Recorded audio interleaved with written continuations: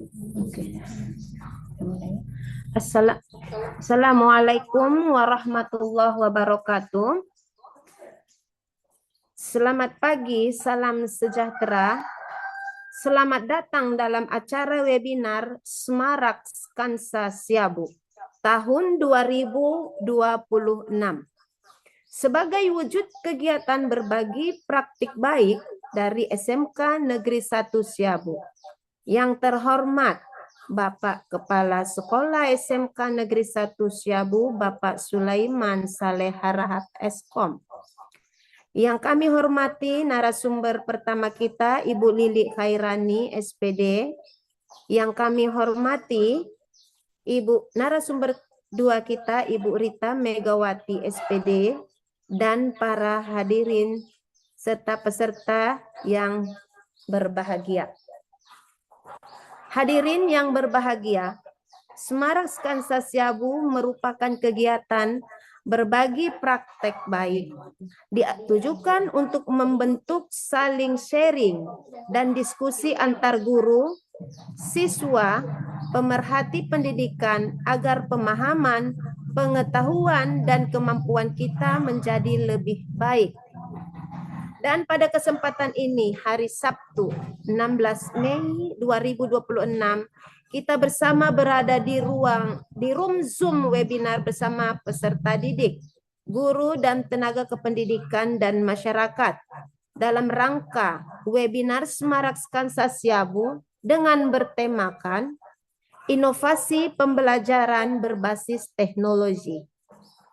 Para hadirin yang berbahagia, untuk menggunakan waktu sebaik mungkin, maka marilah kita membuka acara ini dengan mengucapkan basmalah.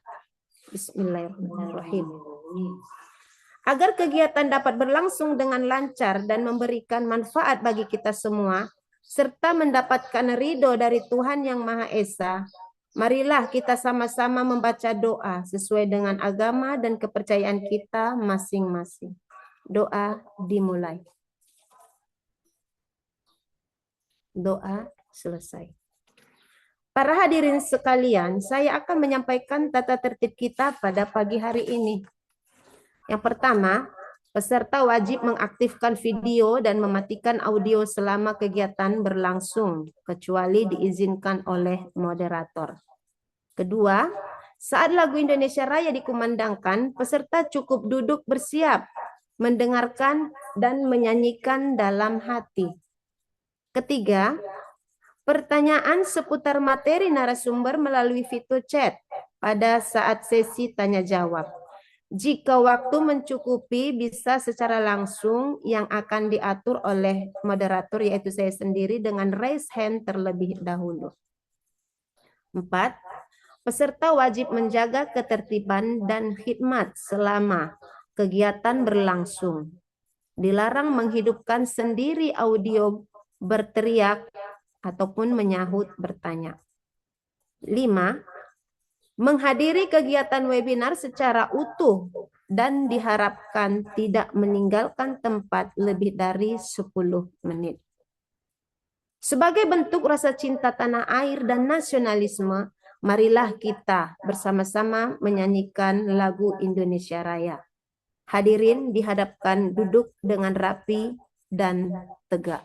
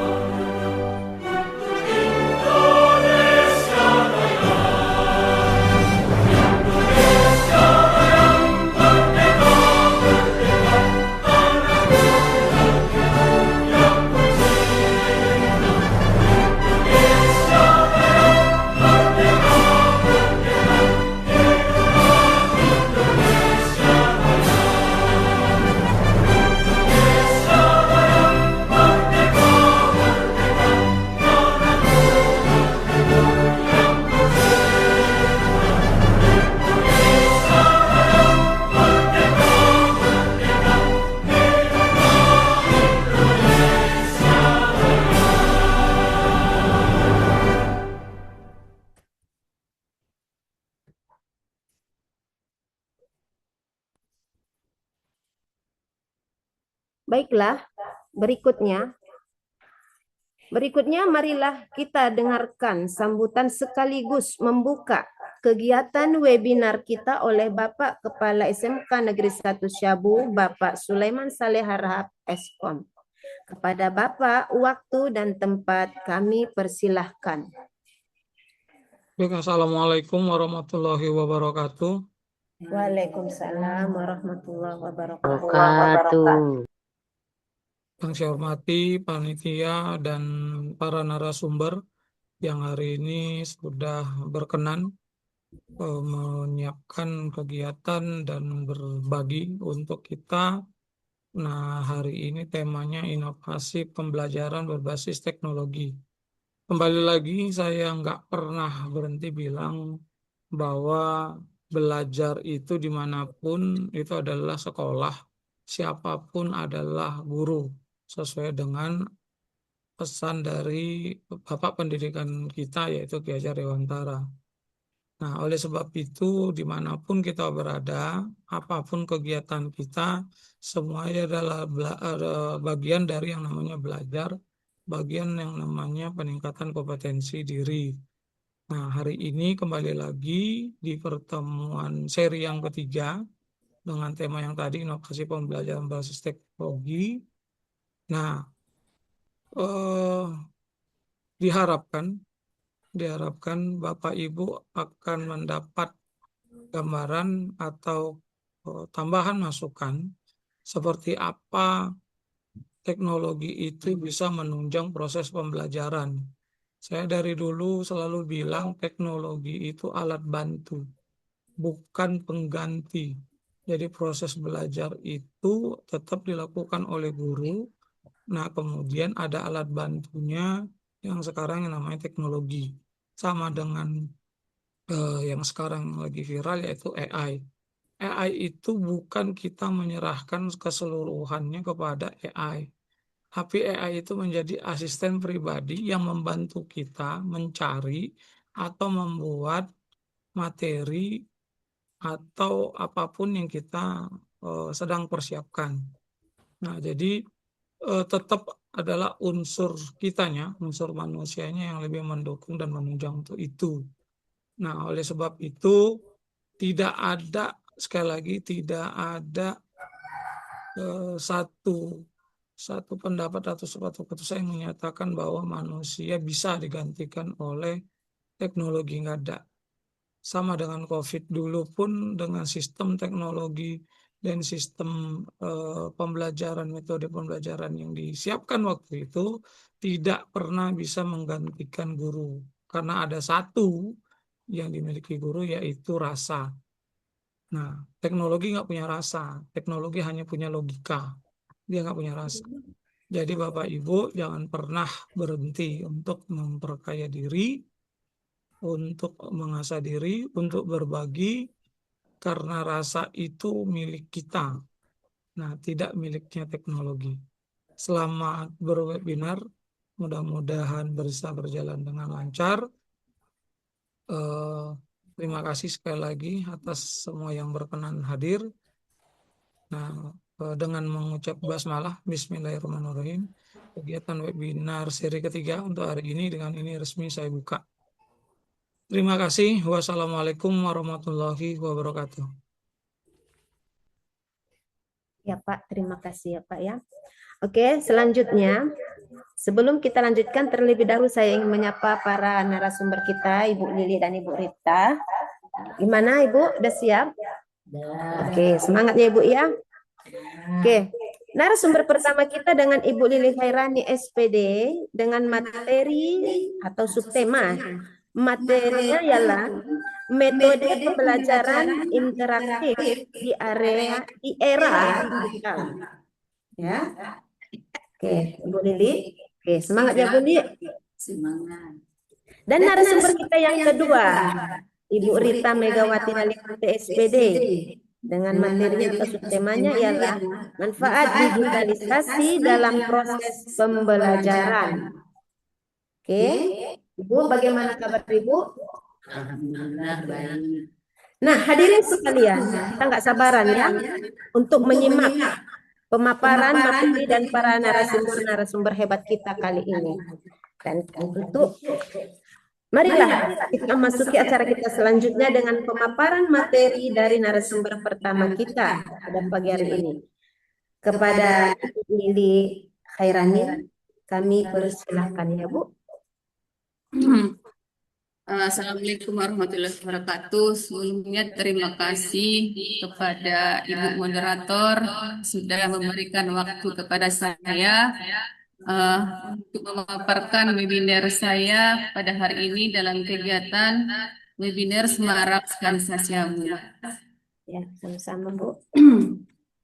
Jadi sebelumnya yang saya hormati Bapak Kepala Sekolah Bapak Sulaiman Saleh Harahap sebagai pimpinan di SMK Negeri 1 Siabu, sekaligus yang memandu jalannya webinar ini, yang memberikan dorongan semangat kepada kami sehingga kegiatan ini terlaksana. Kemudian yang saya hormati Bapak Ibu yang berhadir pada acara webinar pada pagi hari ini. Selamat pagi menjelang siang Bapak Ibu. Perkenalkan, nama saya Lili Khairani. Saya berasal dari SMK Negeri 1 Siabu dan membawakan mata pelajaran matematika. Izinkan saya share dulu materi saya pada hari ini ya Bapak Ibu.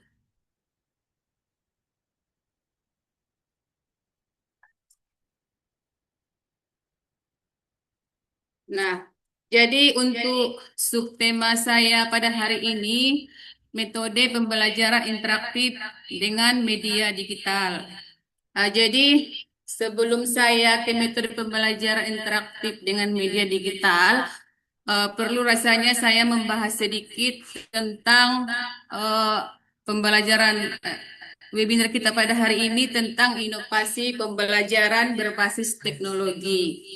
Jadi, inovasi pembelajaran berbasis teknologi. Inovasi itu artinya adalah segala bentuk pembaharuan dalam metode, strategi, atau alat yang kita gunakan untuk membantu proses belajar mengajar sehingga lebih menarik dan interaktif sesuai dengan keadaan zaman. Bapak Ibu, jadi di sini sering kita bertanya, apa sih sebenarnya manfaat inovasi itu? Kenapa sih kita harus melakukan inovasi itu? Kan seperti itu kan Bapak Ibu. Jadi di sini inovasi itu perlu rasanya kita lakukan karena dari yang sebelumnya metode pembelajaran kita mungkin hanya monoton saja, tapi setelah kita melakukan inovasi mungkin pembelajaran di kelas akan menarik ataupun menambah semangat dari peserta didik kita. Jadi, untuk inovasi yang kita lakukan harus sesuai dengan perkembangan zaman untuk menciptakan proses belajar yang efektif, interaktif, yang relevan sehingga siswa itu berpartisipasi dalam menghadapi tantangan abad 21. Nah, seperti itu Bapak Ibu. Alasan utama mengapa kita harus melakukan inovasi dalam dunia pendidikan? Yang pertama itu yang saya baca, yang pertama untuk menyiapkan keterampilan siswa di masa depan. Untuk menyiapkan keterampilan siswa dalam masa depan, itu siswa bisa berpikir kritis, memecahkan masalah, dan bisa beradaptasi dengan disrupsi. Kemudian yang kedua, alasan utama mengapa kita harus berinovasi itu yang kedua, menghilangkan kebosanan siswa dengan gaya bahasa yang monoton, yang bisa menciptakan kebosanan kepada siswa. Jadi perlu rasanya kita berinovasi untuk menciptakan suasana kelas yang interaktif. Jadi yang ketiga, alasan utama kita harus berinovasi itu, yang ketiga itu pembelajaran lebih bermakna. Pembelajaran lebih bermakna itu dapat dipahami ataupun diterapkan dalam kehidupan sehari-hari siswa. Nah, mungkin itulah Bapak Ibu inovasi kenapa kita berinovasi dalam pembelajaran dan alasan utama mengapa kita harus melakukan inovasi. Nah, jadi seperti subtema kita pada hari ini adalah metode pembelajaran interaktif media digital.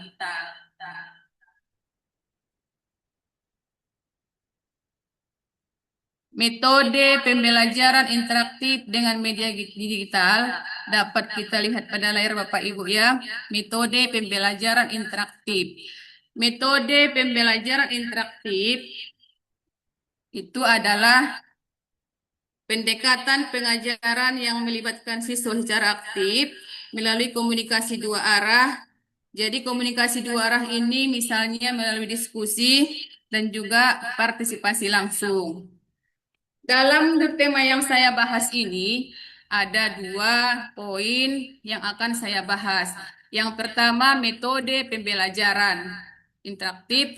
Yang kedua, media digital apa sajakah yang akan kita pergunakan dalam pembelajaran interaktif.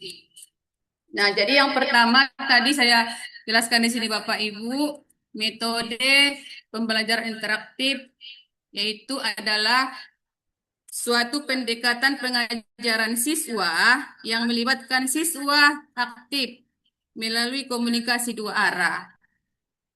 Jadi komunikasi dua arah ini Bapak Ibu bisa saja dilakukan dengan metode diskusi di mana siswa berperan aktif dalam apa namanya melaksanakan untuk mengerjakan tugas. Di mana siswa tersebut dapat langsung berpartisipasi langsung, menjawab pertanyaan, dan juga terlibat langsung dalam pemecahan masalah, ya Bapak Ibu ya.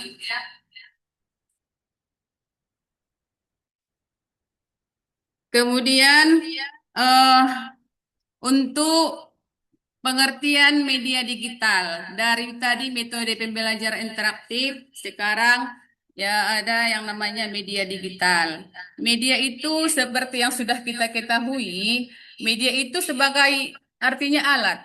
Alat apa sajakah yang kita gunakan dalam memandu pembelajaran yang dilakukan secara interaktif ya Bapak Ibu. Jadi media apa saja yang akan kita gunakan nanti dalam pembelajaran interaktif.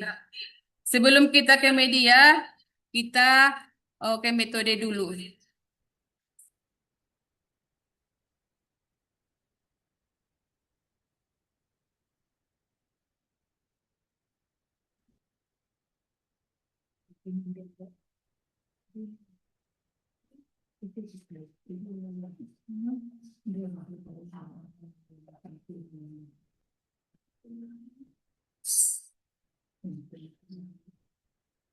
Jadi seperti yang kita bahas tadi, pengertian dari metode pembelajaran interaktif adalah metode pembelajaran di mana siswa lebih aktif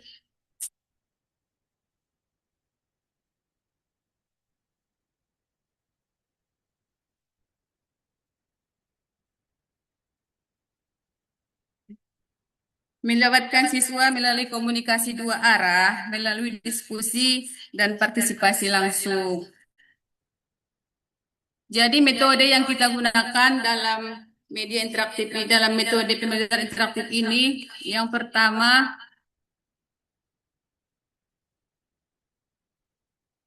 adalah smartphone.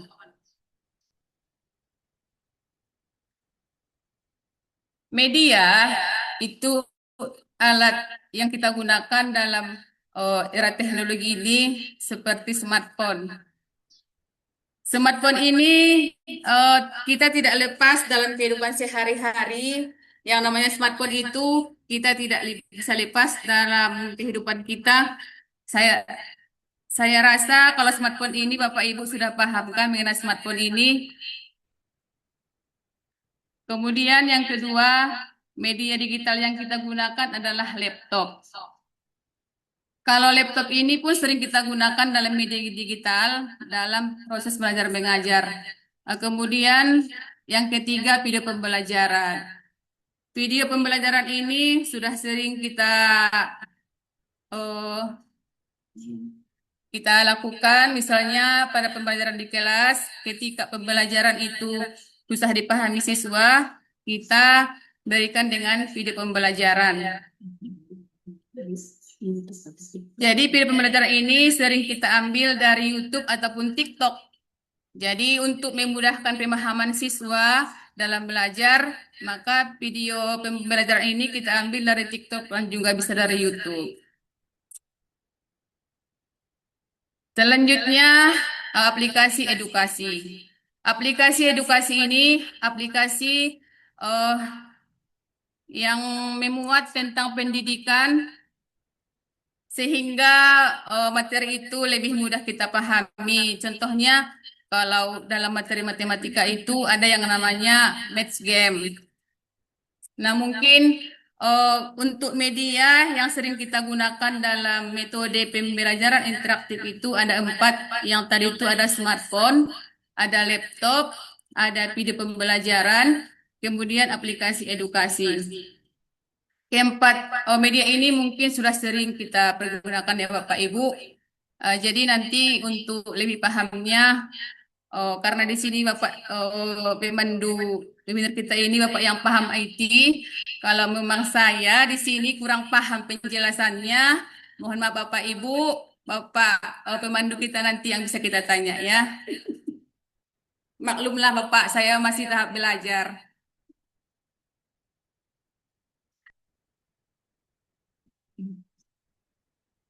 Nah, jadi selanjutnya kita lanjut ya Bapak Ibu, metode dan media. Jadi setelah kita ketahui tadi metode interaktif itu apa, metode pembelajaran interaktif itu apa, jadi bagaimanakah metode pembelajaran interaktif itu kita gunakan? Jadi metode pembelajaran interaktif itu yang sering kita gunakan, apalagi zaman sekarang ini sudah zaman milenial, zaman zaman era global, maka untuk metode yang sering kita pergunakan dalam pembelajaran interaktif itu sering kita gunakan yang namanya diskusi online. Diskusi online ini contohnya yang sedang berlangsung lah Bapak Ibu kita laksanakan. Diskusi online. Jadi diskusi online ini tujuannya cuman untuk meningkatkan pembelajaran. Hanya satu Bapak Ibu, untuk meningkatkan pembelajaran, tidak lepas untuk menarik minat siswa supaya tidak belajar itu tidak membosankan. Kemudian metode pembelajaran interaktif yang kedua sering kita gunakan dengan menggunakan kuis interaktif. Nah, jadi kuis interaktif ini juga adalah bentuk kuis yang kita lakukan untuk menarik minat siswa terhadap materi yang kita bawakan di kelas. Jadi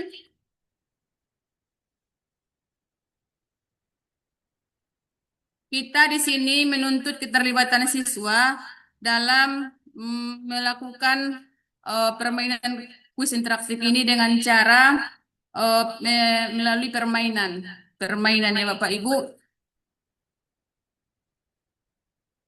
Jadi ini sering kita jumpai untuk kuis interaktif ini apabila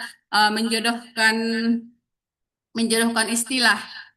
Kemudian kuis interaktif ini sering juga kita lihat dalam kuis roda berputar dan juga dalam permainan membuka kotak.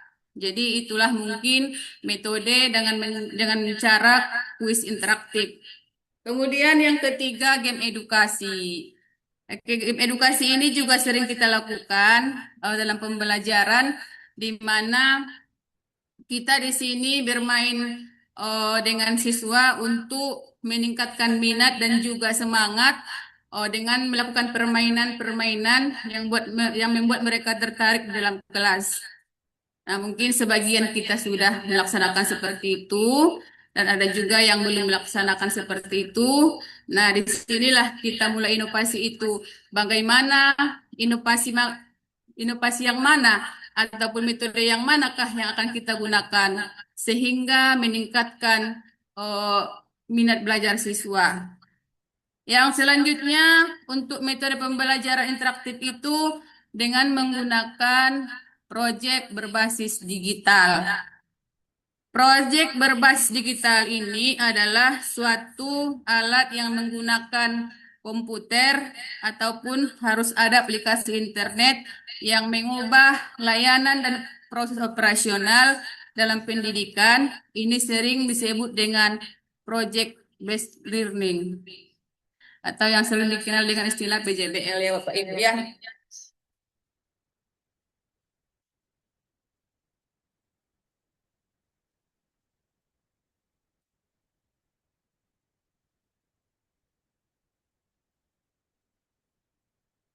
Setelah kita pahami tentang metode pembelajaran interaktif melalui diskusi online dan kuis interaktif, begitu juga dengan game edukasi, proyek berbasis digital.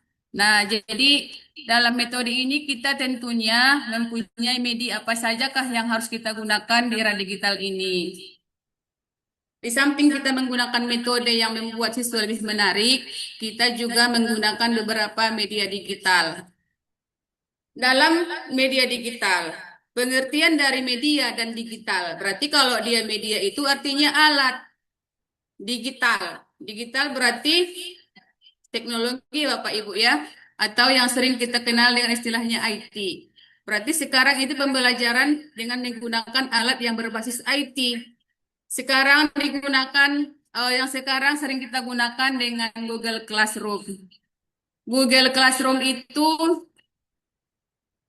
fungsinya untuk mengelola kelas secara online, di mana guru dapat membuat kelas sendiri, membagikan materi di dalam classroom, dan dapat memberikan nilai hasil belajar dalam satu tempat melalui Google Classroom. Jadi yang kedua, media digital yang kita gunakan adalah Zoom. Zoom. Dari aplikasi Zoom inilah nanti kita dari aplikasi Zoom ini kita bisa menyampaikan ataupun memilih topik apa yang kita pilih topiknya, apa tujuannya secara jarak jauh yang kita lakukan terhadap siswa. Sehingga nanti biarpun tidak berjumpa secara langsung, tapi melalui aplikasi Zoom ini sudah bisa di-share materi kita secara jarak jauh. Baik Bapak Ibu, kita lanjut untuk media digital yang ketiga dengan menggunakan aplikasi Canva. Aplikasi Canva ini mungkin sudah sering kita pergunakan sekarang ini dalam mendesain pembelajaran kita. Bagaimanakah pembelajaran kita lebih menarik, lebih mudah dipahami, dan juga bagaimana siswa itu lebih bisa lebih cepat paham. Disinilah di Canva ini bisa di Canva ini bisa kita membuat nerancang pembelajaran. Jadi di Canva ini bisa kita mengekspresikan apa saja yang ingin kita sampaikan dalam materi kita. Aplikasi Canva ini adalah aplikasi grafis yang membuat bahan ajar lebih menarik. Jadi dari Canva ini kita bisa membuat poster, LKPD juga bisa. Dan Canva ini menyediakan ribuan template ya Bapak Ibu.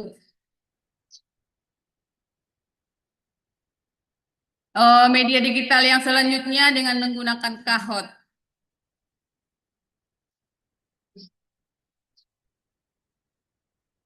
Dalam media digital yang keempat ini, itu Kahoot ini bisa juga dia dalam aplikasi berbasis permainan. Aplikasi berbasis permainan yang digunakan untuk membuat kuis, semacam kuis, dan juga asesmen. Jadi dalam aplikasi Kahoot ini siswa lebih pembelajarannya lebih menarik. Misalnya siswa itu diberikan kuis. Ketika jawabannya benar poinnya berapa dan ketika pembelajaran jawabannya salah poinnya berapa. Seperti itu ya Bapak Ibu. Kemudian media digital yang terakhir yang saya paparkan di sini adalah aplikasi YouTube. Aplikasi YouTube ini sudah sering kita pergunakan dalam media pembelajaran sehingga tidak asing lagi istilahnya YouTube ini bagi kita semua. Aplikasi YouTube ini adalah bisa dibuat sebagai sumber belajar sebagai audio visual yang fungsinya menyajikan materi konsep prosedur dan teori yang dapat diakses kapan saja. Jadi penggunaan media digital yang digunakan ini baik dia Google Classroom, baik dia Zoom, Canva, Kahoot dan juga YouTube. Nah, ini juga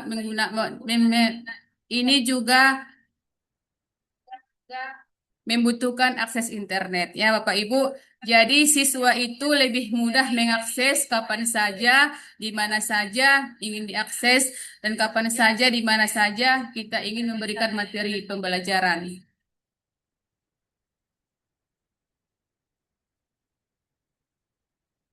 Jadi yang selanjutnya di samping kita berinovasi, tentunya kita memiliki keunggulan dan tantangan yang kita hadapi dalam berinovasi dan juga metode pembelajaran interaktif di era digital ini. Adapun keunggulan yang kita dapat dari metode pembelajaran interaktif ini, yang pertama pembelajaran lebih menarik. Pembelajaran lebih menarik, di mana siswa tidak mudah bosan dengan metode yang kita gunakan berganti-ganti. Apakah dia menggunakan Google Classroom, apakah dia menggunakan Zoom, apakah kita gunakan dengan Kahoot ataupun aplikasi yang lainnya, Bapak Ibu ya. Jadi keunggulan yang berikutnya untuk metode pembelajaran interaktif ini, siswa lebih aktif. Siswa lebih aktif ini tentu saja dong, kalau kita menggunakan berbagai aplikasi, tentu saja siswa kita lebih aktif, tidak monoton. Yang selama ini kita menggunakan metode pembelajaran yang ceramah aja, tapi kalau kita ganti metodenya dengan menggunakan metode Zoom, metode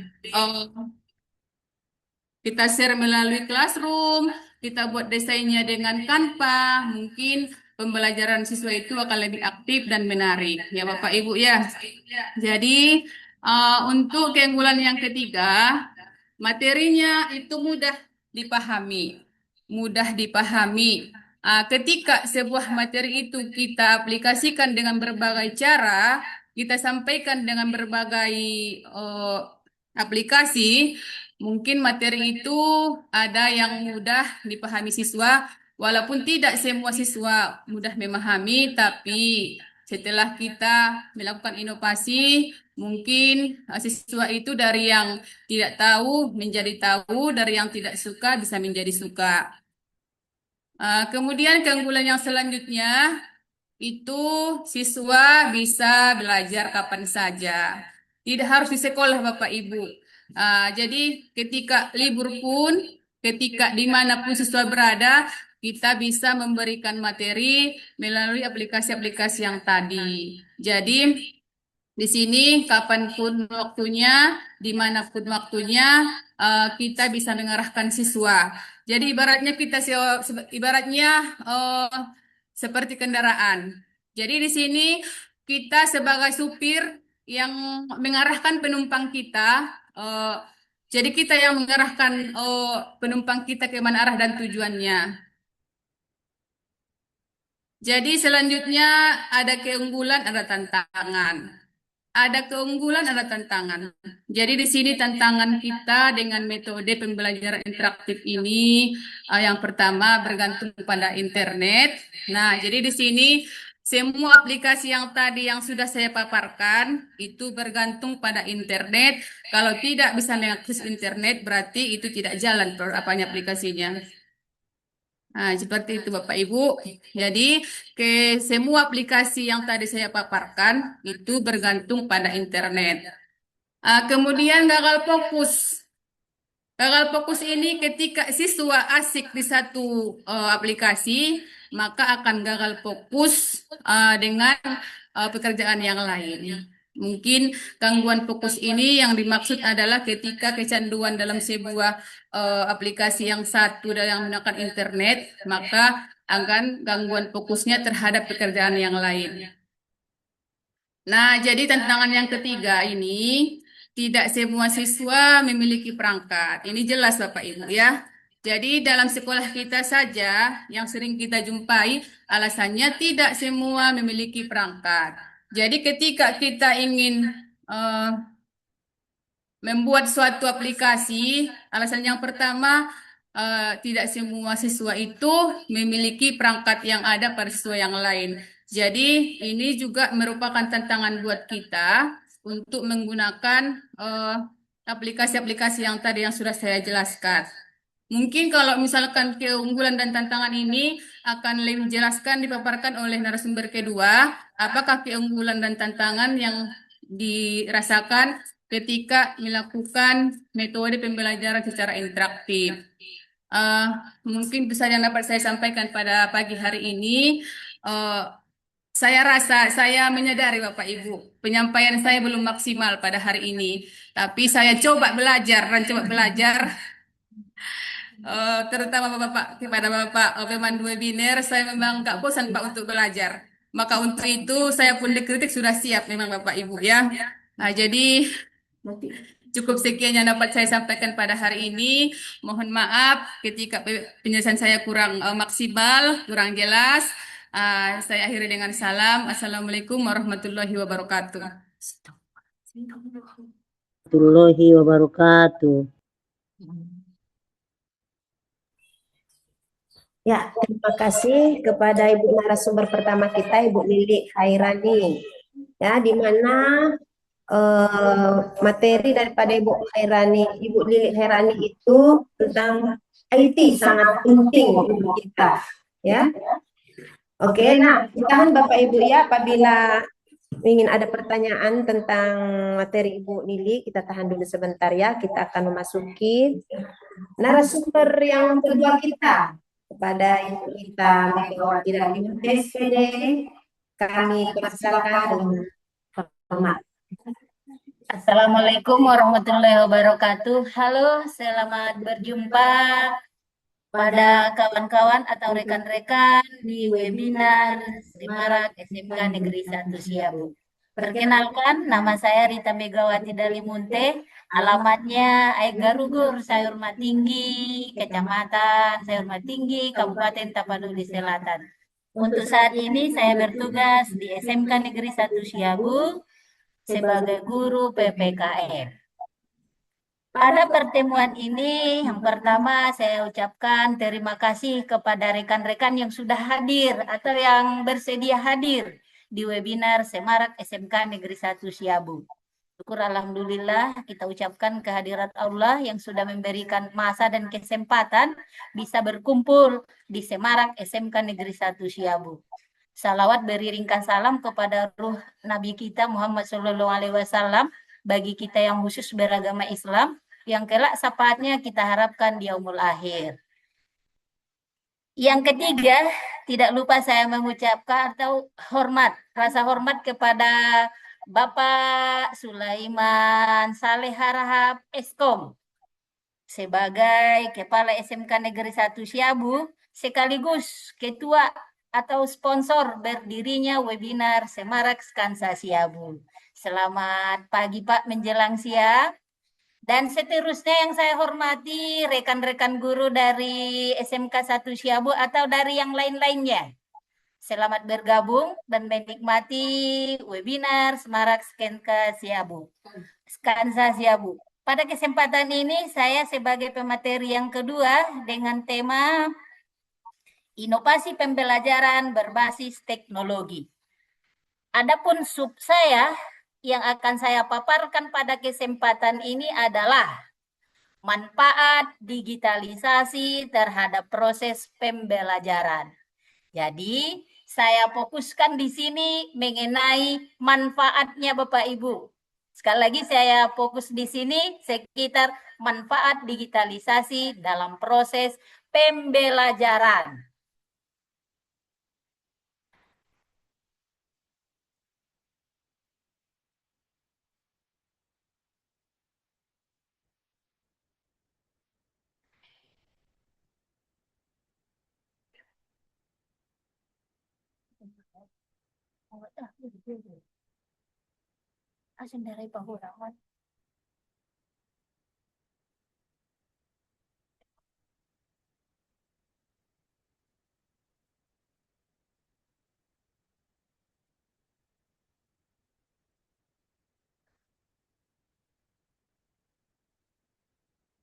Sekali lagi saya ulangi, manfaat digitalisasi dalam proses pembelajaran. Tadi saya sudah fokuskan di sini sekitar manfaat atau kegunaan digitalisasi dalam proses pembelajaran.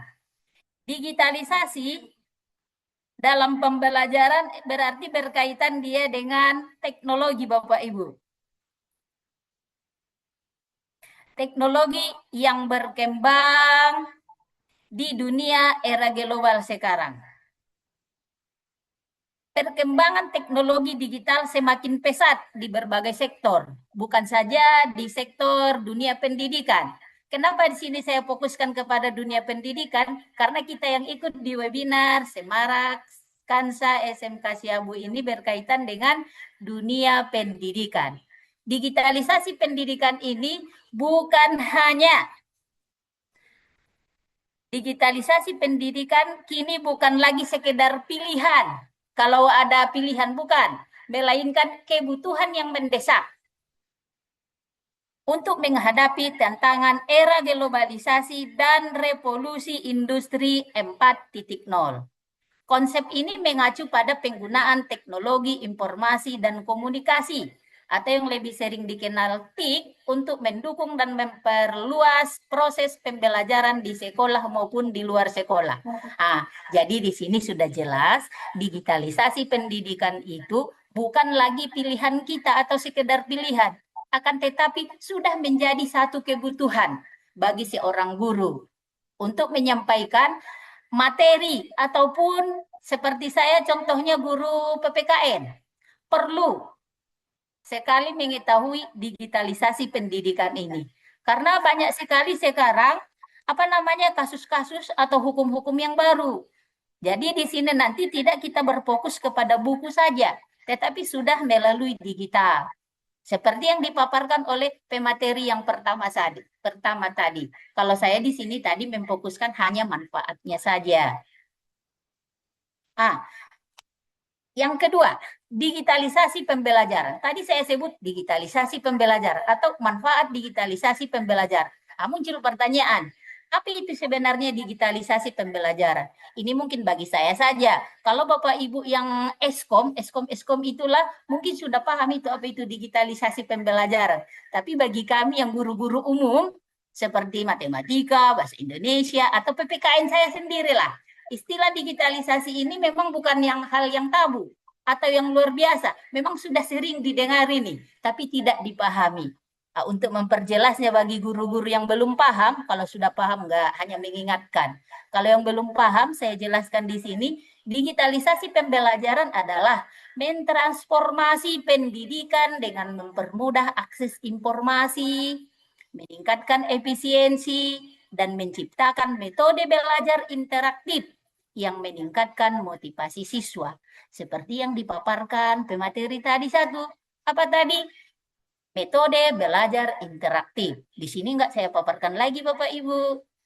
Kemudian teknologi ini memungkinkan kolaborasi global atau kolaborasi menyeluruh di seluruh dunia. Bukan saja di wilayah kita SMK Negeri 1 Siabu, tapi sudah global atau mendunia. Fleksibilitas waktu serta penyediaan multimedia, baik dia video atau simulasi yang memperkaya pemahaman materi. Masuklah kita ke inti pokok materi webinar saya pada pagi hari menjelang siang ini, yaitu manfaat digitalisasi dalam proses pembelajaran. Yang saya buat di sini sudah saya fokuskan, manfaatnya ada 5. Yang pertama, akses pembelajaran yang lebih luas dan mudah. Artinya, teknologi memungkinkan siswa dan guru mengakses materi pembelajaran kapan saja dan di mana saja. Dengan internet, siswa dan guru dapat mengakses materi pembelajaran, artikel, buku digital, tanpa batas ruang dan waktu. Inilah tadi. Inilah manfaat yang paling penting atau manfaat yang paling utama. Apa tadi? Akses pembelajaran yang lebih luas dan mudah. Yang kedua, sumber belajar yang kaya dan interaktif. Artinya, buku teks bukan lagi satu-satunya sumber belajar. Inilah Bapak Ibu manfaat yang paling utama atau manfaat utama yang kedua. Digitalisasi dalam pembelajaran itu. Buku teks bukan lagi satu-satunya sumber belajar. Melalui digitalisasi, guru dan siswa dapat memanfaatkan video, animasi, simulasi, dan IFE yang membuat proses pembelajaran lebih konkret, tidak monoton, dan menarik. Seperti yang dipaparkan oleh teman saya tadi, salah satu media yang bisa digunakan dalam proses pembelajaran, contohnya melalui desain Canva. Kita bisa mendesain materi pembelajaran kita yang lebih menarik. Karena di Canva itu sudah dibuat beraneka ragam desain. Tergantung kita mau pilih yang bagaimana. Atau tergantung materi kita sendiri. Jadi fokusnya di sini, siswa tidak lagi monoton belajar kalau kita buat desain yang bagus. Dari bentuk desain saja, siswa sudah bisa menarik siswa untuk mengikuti pembelajaran kita.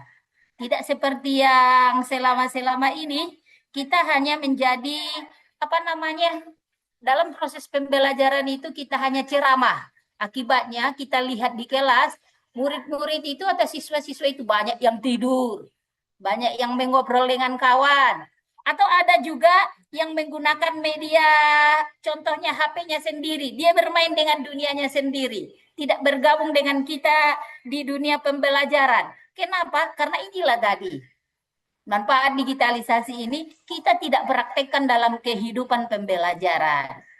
Contoh, pemerintah sekarang sudah memberikan beberapa smartboard atau TV besar yang sudah dikirim ke sekolah-sekolah.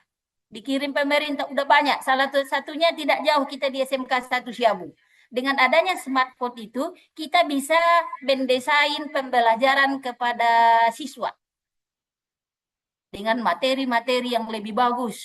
Atau kita bisa menarik minat siswa dengan menggunakan smartboard yang ada di SMK 1 Siabu. Kemudian, manfaat yang ketiga dari digitalisasi itu adalah efisiensi waktu dan biaya. Inilah khusus guru-guru yang paling yang perhitungan sikit-sikit uang. Maka ini perlu. Disinilah perlunya pemanfaatan digitalisasi, yaitu efisiensi waktu dan biaya. Artinya digitalisasi pendidikan mengurangi, apa yang dikurangi Bu? Kebutuhan penggunaan fisik. Penggunaan fisik buku maksudnya, transformasi ke tempat bimbingan belajar, dan biaya pembuatan materi pembelajaran. Tidak perlu lagi sekarang Bu, Bapak Ibu, dengan adanya digitalisasi. Kita tidak perlu lagi membeli beberapa buku, artikel atau lain-lainnya. Hanya melalui digitalisasi atau internet, kita scroll-scroll di handphone kita, apa yang mau kita cari. Atau materi apa yang mau kita terapkan sama siswa.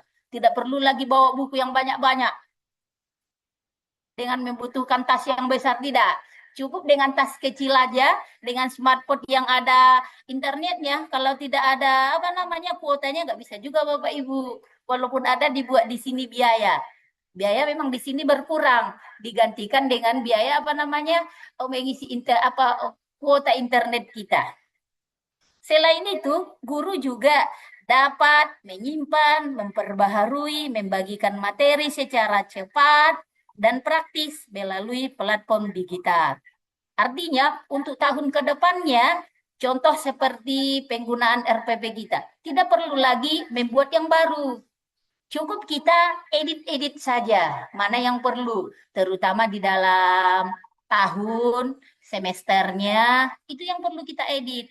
Dan sesekali kita perbaharui metode pembelajarannya, tergantung kebutuhan yang mendesak atau kebutuhan yang diperlukan pada zamannya. Yang keempat, manfaat yang keempat dari digitalisasi dalam proses pembelajaran itu adalah adanya kolaborasi global, seperti yang saya paparkan di awal. Kolaborasi global dan kreativitas. Artinya, teknologi digital memungkinkan siswa dan guru berkolaborasi dengan rekan di berbagai belahan dunia, serta mengembangkan kreativitas melalui berbagai platform digital. Contoh tidak jauh-jauh Bapak Ibu, seperti kita yang mengikuti webinar ini saja, sudah termasuk ini di sini kolaborasi global. Karena sudah berasal, peserta webinar ini sudah berasal dari daerah-daerah yang berbeda. Contoh, saya dari Sayurma Tinggi. Materi yang pertama tadi, pemateri yang pertama berasal dari Pintu Padang. Narasumber kami berasal dari Sinonoan. Bapak Ketua Pak Sulaiman Saleh Harahap berasal dari Sidimpuan dan lain-lain sebagainya. Nah, di sini sudah berkolaborasi secara global. Ini dalam hal yang Zoom yang kita laksanakan ini. Seperti itu juga nanti di dalam pembelajaran. Apabila diadakan dalam keadaan daring ya Bapak Ibu, kalau tatap muka enggak, maksudnya dalam keadaan daring, bisa berkolaborasi jarak jauh. Dan yang terakhir atau yang kelima, manfaat digitalisasi yang kelima dalam proses pembelajaran itu adalah meningkatkan motivasi belajar. Artinya, visualisasi materi yang menarik melalui multimedia meningkatkan minat dan motivasi belajar siswa dibandingkan metode konvensional. Seperti yang dipaparkan kawan saya tadi, pemateri yang pertama. Di situ sudah jelas dipaparkannya. Salah satu contohnya tadi, Canva, mendesain materi pembelajaran melalui Canva, ditayangkan melalui digital di kelas. Otomatis minat siswa itu akan meningkat dan daya ingat otaknya di dalam pembelajaran itu akan semakin meningkat juga atau kuat. Tidak seperti sebelum-sebelumnya. Kalau hanya metode ceramah, nggak ada itu Bapak Ibu. Pembelajaran itu tidak akan tertransfer ke siswa kalau hanya ceramah. Perlu ada itu visual. Penampakan materi atau penampakan gambar. Tidak perlu lagi hanya menyampaikan, contohnya saya lah. Pancasila sebagai ideologi negara. Kalau saya hanya bercerita di depan, berkuar-kuar, Pancasila adalah, atau Pancasila berasal dari bahasa Sanskerta, terdiri dari 2 kata. Kalau seperti itu saja, itu mudah lewat, masuk kanan, keluar kiri. Tapi kalau kita buat visualnya melalui Canva, atau ada bukti visual, bukti atletiknya, kita tembak melalui Canva dia, menggunakan InFocus, otomatis mata anak-anak itu akan lebar-lebar. Apalagi kita desain gambar Pancasilanya itu bagus. Tidak seperti yang biasa di depan, yang yang ada di kelas.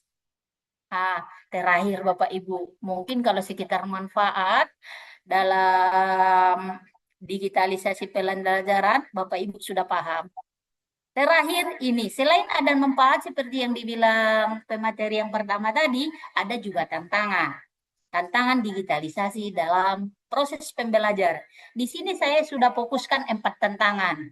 Yang pertama, kesenjangan akses internet. Artinya, tidak semua daerah di Indonesia miliki akses internet yang memadai.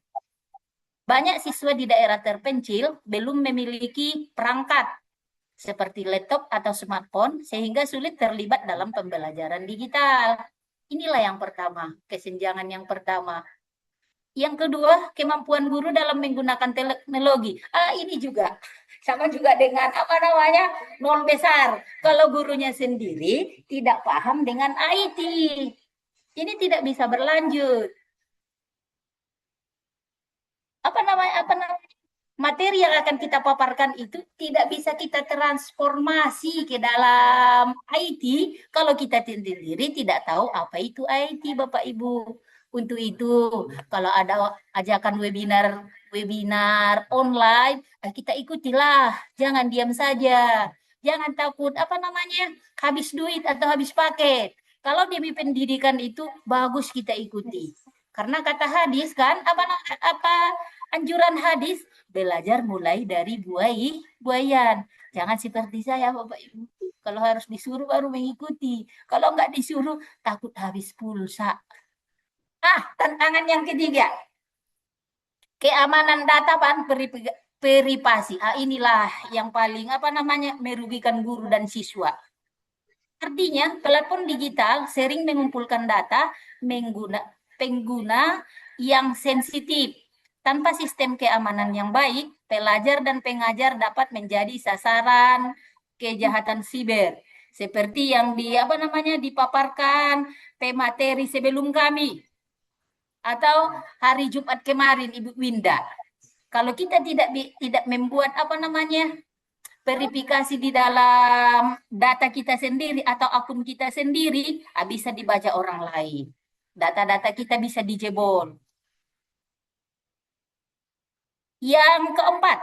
Tantangan yang keempat, kualitas konten pembelajaran digital. Inilah salah satu yang bisa menghancurkan murid.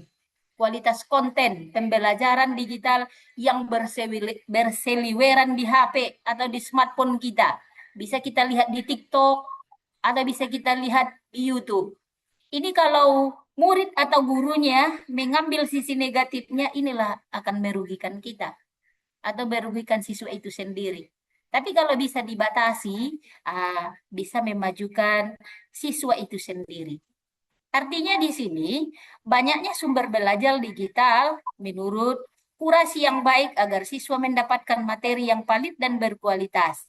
Tanpa panduan yang tepat, siswa dapat memperoleh informasi yang salah. Hal ini juga selain banyak manfaatnya, banyak juga kerugiannya. Tapi walaupun demikian, tergantung diri kita sendiri. Untuk yang terakhir sebagai penutup, adapun manfaatnya digitalisasi dalam proses pembelajaran. Di sini saya fokuskan 3 ya Bapak Ibu. Yang pertama, sesuai dengan gambar, siswa lebih antusias dalam mengikuti proses pembelajaran. Antusias, tahu Bapak Ibu antusias kan? Siswa itu lebih berminat, lebih tertarik. Atau partisipasi siswa lebih meningkat di dalam mengikuti pembelajaran. Tidak lagi pasif seperti yang sebelum-sebelumnya. Tetapi dengan adanya media digital, proses pembelajaran itu bisa berjalan secara efektif. Yang kedua, kesimpulan nyata atau manfaat nyata digitalisasi dalam pembelajaran, khusus bagi kita guru lebih efisien. Artinya dalam penyampaian materi, pengumpulan tugas, dan evaluasi menjadi lebih cepat, mudah, dan terorganisir. Tidak perlu lagi buku yang banyak. Menulis nama, ini segala macam. Kalau melalui media digital, bisa kita buat copy paste. Mulai dari materinya, mengevaluasinya. Yang ketiga, guru belajar lebih menyenangkan. Artinya, konten interaktif seperti yang dipaparkan pemateri 1, baik itu berupa animasi, video, atau yang lain-lain, membuat proses pembelajaran lebih menarik dan tidak membosankan. Mungkin hanya ini yang bisa saya sampaikan pada kesempatan ini. Saya kembalikan kepada moderator. Sekian dan terima kasih. Kalau ada nanti pertanyaan, boleh.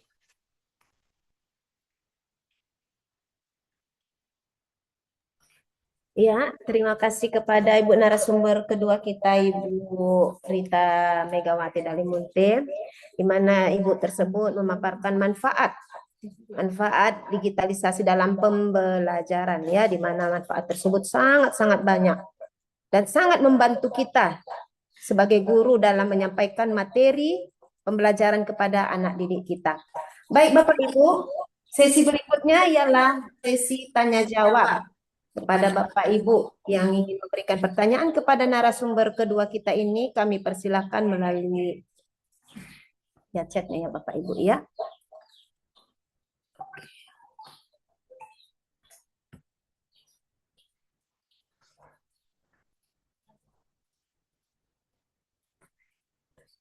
Ya Bapak Ibu, kira-kira ada yang mau bertanya Bapak Ibu?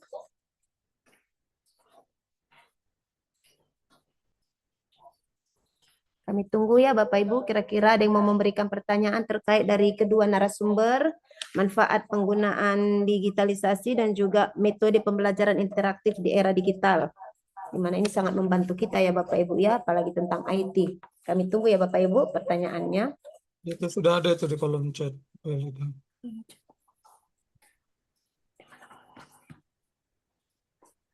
Bentar ya Pak ya.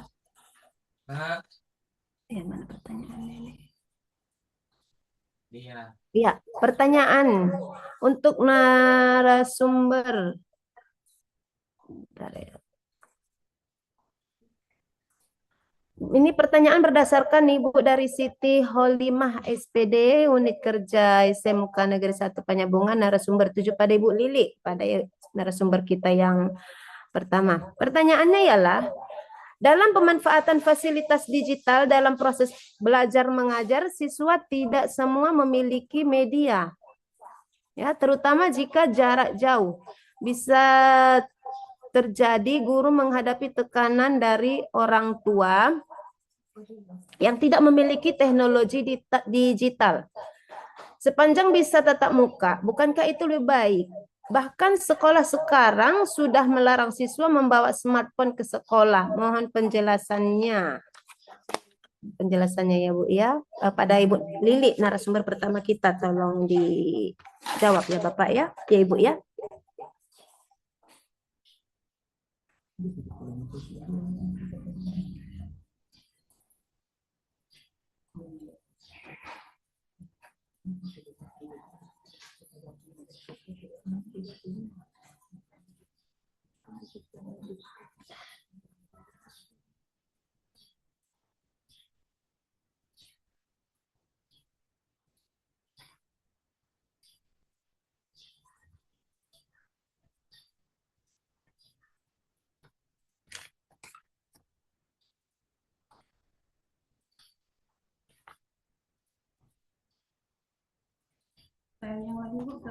Ya, pertanyaan dan yang pertanyaan kedua ya, saya bacakan sekalian ya. Pertanyaan kedua untuk Bu Lili juga. Sebagai guru, bagaimana cara kita mengajarkan siswa agar memanfaatkan media digital secara bijak dalam belajar?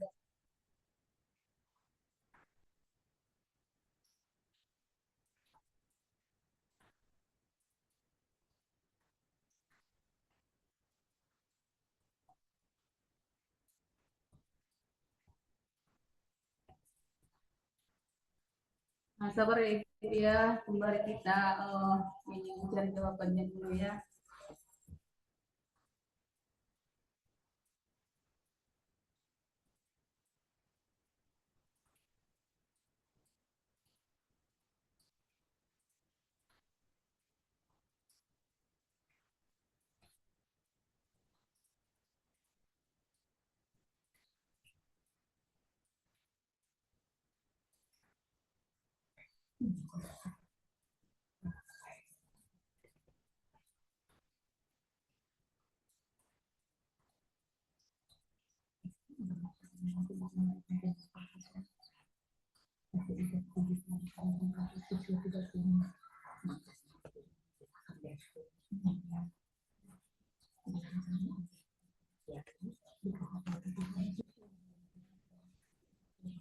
Baik Bapak Ibu, saya akan menjawab pertanyaan dari Ibu. Ibu itu Lina. Ibu Siti Kholimah dari SMK Negeri 1. Saya akan mencoba menjawab pertanyaan dari Ibu Siti Kholimah. Kalau memang nanti kurang puas ya kita sering ya Bapak Ibu ya. Jadi pertanyaannya, dalam pemanfaatan fasilitas digital dalam proses belajar mengajar, siswa tidak semua memiliki media, betul. Terutama jika jarak jauh bisa terjadi guru menghadapi tekanan dari orang tua siswa. Jadi bagaimana guru menghadapi tekanan dari orang tua?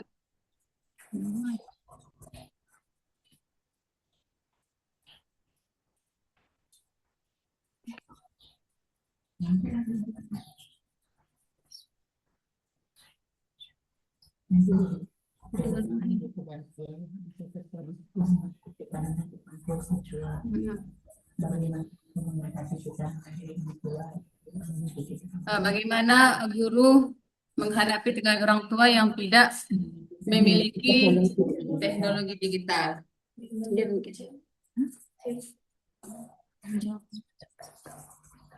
Jadi di sini Bapak Ibu, sebelum kita melaksanakan pembelajaran jarak jauh, terlebih dahulu kita tanya kepada siswa kita, siapakah yang sudah ada perangkatnya dan siapa juga yang belum memiliki perangkat, ya Bapak Ibu ya.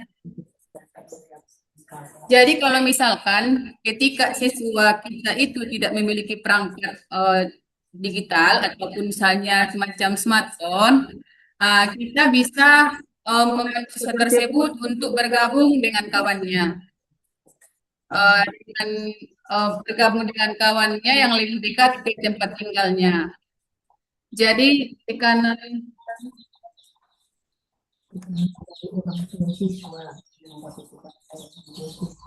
kalau misalkan menghadapi tekanan orang tua siswa, ya saya rasa kalau di zaman yang serba smartphone sekarang ini sudah semua, bahkan setiap rumah tangga itu sudah memiliki yang namanya smartphone.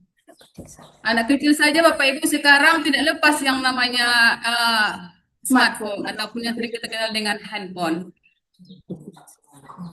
Jadi mungkin kalau masalah tekanan orang tua, kalau saat sekarang ini bukan hal yang perlu lagi Bapak Ibu, kalau masalah handphone, hampir semua siswa kita, bahkan mereka pun memiliki smartphone yang lebih canggih daripada kita guru punya.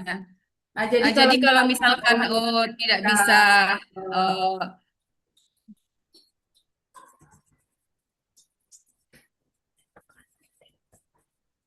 kalau misalkan itu tekanan dari orang tua, saya rasa itu bukan alasan utama ya Bapak Ibu. Mungkin tidak dapat saya jawab.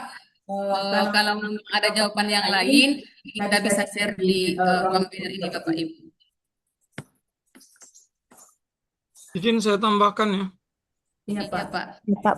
Sekarang kalau pertanyaannya, dalam memanfaatkan fasilitas digital dalam proses belajar, siswa tidak semua memiliki media, betul. Nah, guru pun samanya itu, bukan siswa aja. Dan terutama jika jarak jauh. Bisa terjadi guru menghadapi tekanan dari orang tua. Bagaimana guru menghadapi tekanan dari orang tua? Tekanannya tekanan apa? Tekanan untuk tidak perlu dia mengerjakan atau mengikuti arahan guru atau tekanan apa? Karena kalau dalam konteks perangkat itu tidak pernah ada pengharusan untuk setahu saya bahwa siswa harus memiliki perangkat kecuali dia memang masuk di sekolah yang memang dari awal sudah menekankan itu. Contoh SMA Plus, Matauli, dia masuk ke situ. Sementara di situ memang sudah menggunakan sistem berbasis IT. Kalau dia nggak ada, ya itu risiko dia kalau masuk ke situ. Tapi kalau masuk di luar dari seperti SMA Plus, itu saya rasa tidak ada sekolah yang memang mengharuskan anak untuk saat yang menjadi siswa. Itu satu. Kalau tekanannya adalah biar supaya anaknya nggak belajar, kalau saya tekan balik. anaknya harus belajar. Nah, tadi caranya bagaimana? Ya kan bukan harus dia punya perangkat. Dia nggak punya perangkat juga bisa kok. Yang penting dia sekarang punya pergaulan nggak dengan kawannya. Sekarang pun sama, mereka bisa main game online juga belum tentu mereka punya perangkat. Tapi dia coba, dia belajar, itu juga jadi bisa. Dan seterusnya, kalau itu yang dimaksud tekanannya. Nah, kemudian hanya bisa tatap muka, bukankah itu lebih baik? Bahkan sekolah sekarang sudah melarang siswa membawa smartphone ke sekolah. Saya udah bilang tadi di awal, tatap muka itu tetap memang lebih baik. Persoalannya, teknologi juga harus dipahamkan. Ibu nggak mau ngajarin teknologi, anak juga pasti belajar, Bu. Pilihannya cuma dua, anak belajar dari guru yang memang bisa mengarahkan sesuai dengan yang sebagaimana mestinya, atau anak belajar dari sumber lain yang bisa saja mengarahkan untuk aktivitas yang tidak sebagaimana mestinya. Pilihan cuma dua itu.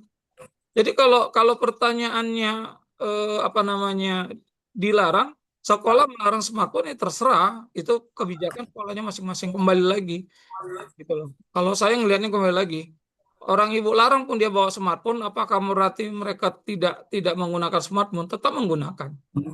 Nah, persoalannya kalau dilarang kemudian sekolah mengarahkan, kemudian melakukan aktivitas pengganti yang memang mengarahkan anak untuk lebih berpikir, pola berpikir, itu yang terbaik. Persoalannya tidak. Banyak sekolah yang melarang, tapi tidak juga melakukan inovasi apapun.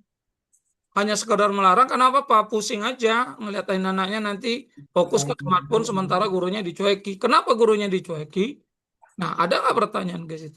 Minim, gitu loh. Jadi persoalan membawa smartphone atau tidak sama smartphone, saya nggak mau bahas lebih detail sebenarnya. Itu kembali lagi ke rasa.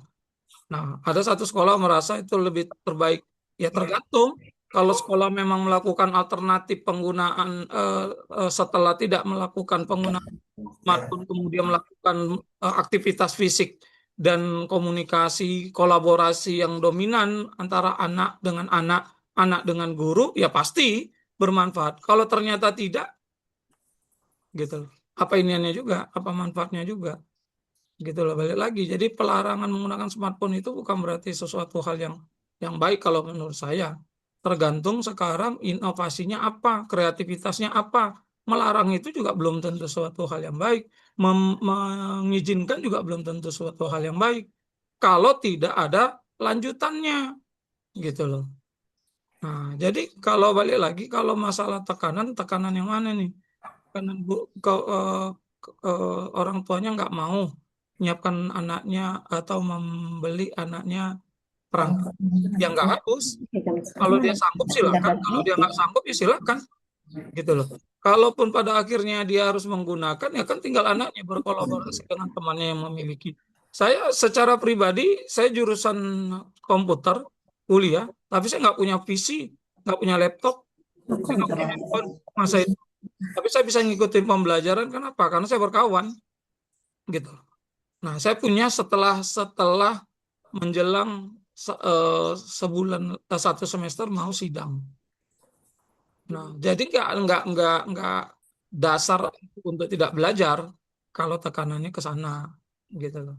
Itu kalau bahasanya ya, karena pertanyaan ini sebenarnya pertanyaan yang sering berulang nih ke saya, terutama di saya kalau memang saya lagi membawakan materi.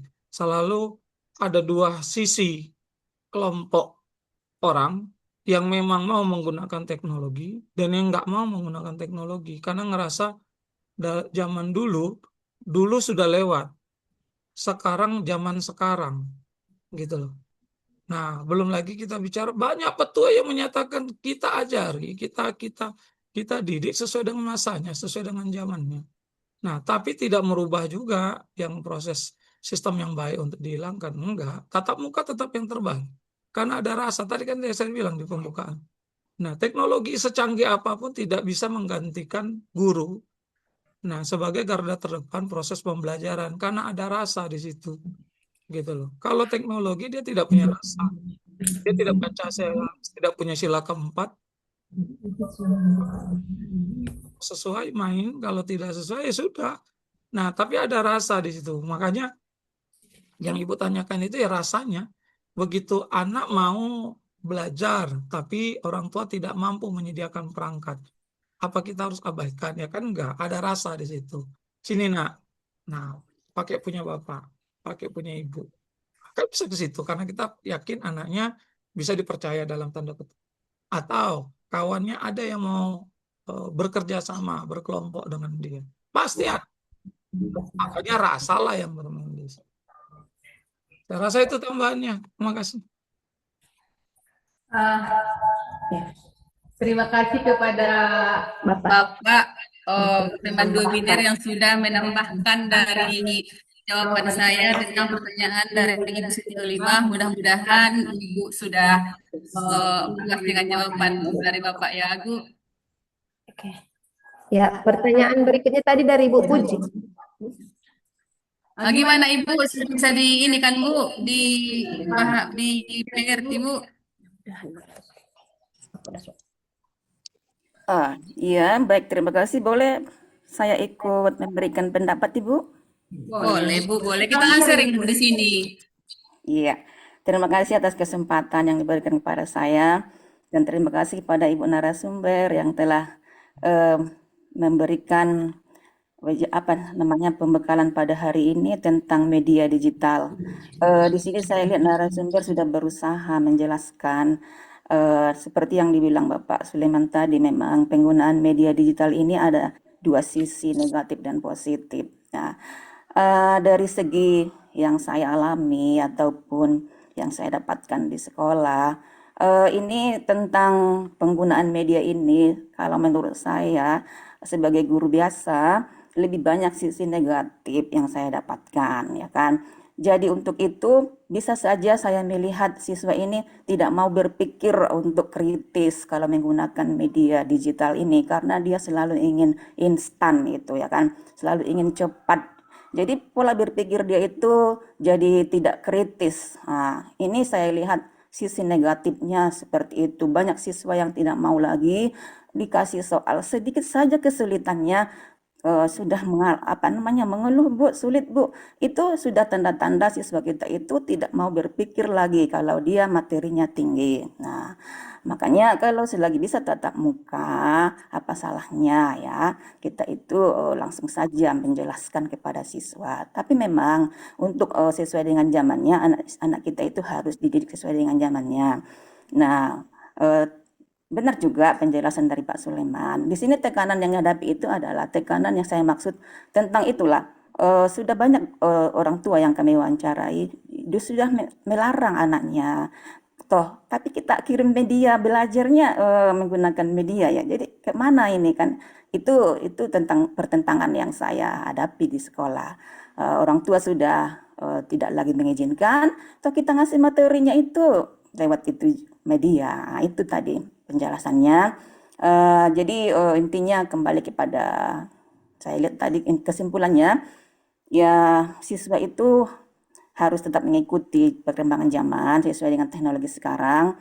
Namun kalau dia sisi negatifnya itu lebih banyak, guru harus bisa mengantisipasi. Oke, terima kasih Bu. Itu yang bisa saya berikan penjelasan pada kesempatan ini. Bu Halimah, maaf, saya tambahkan lagi.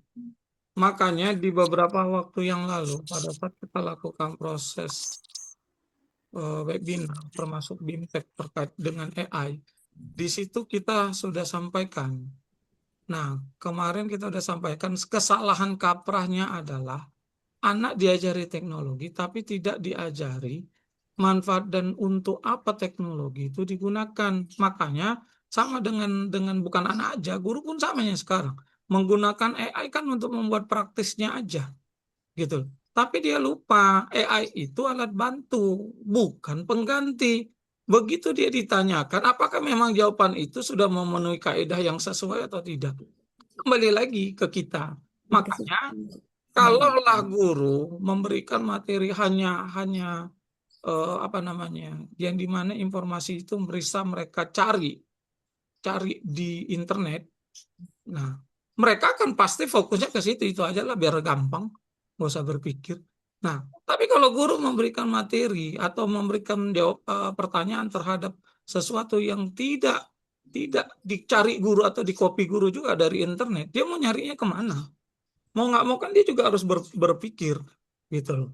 Itu yang jadi persoalan. Jadi PR besar sekarang di bidang teknologi adalah penggunaan teknologi yang salah pemahaman gitu loh. Bahwa bukan teknologi itu bukan menggantikan, tapi teknologi itu pendamping.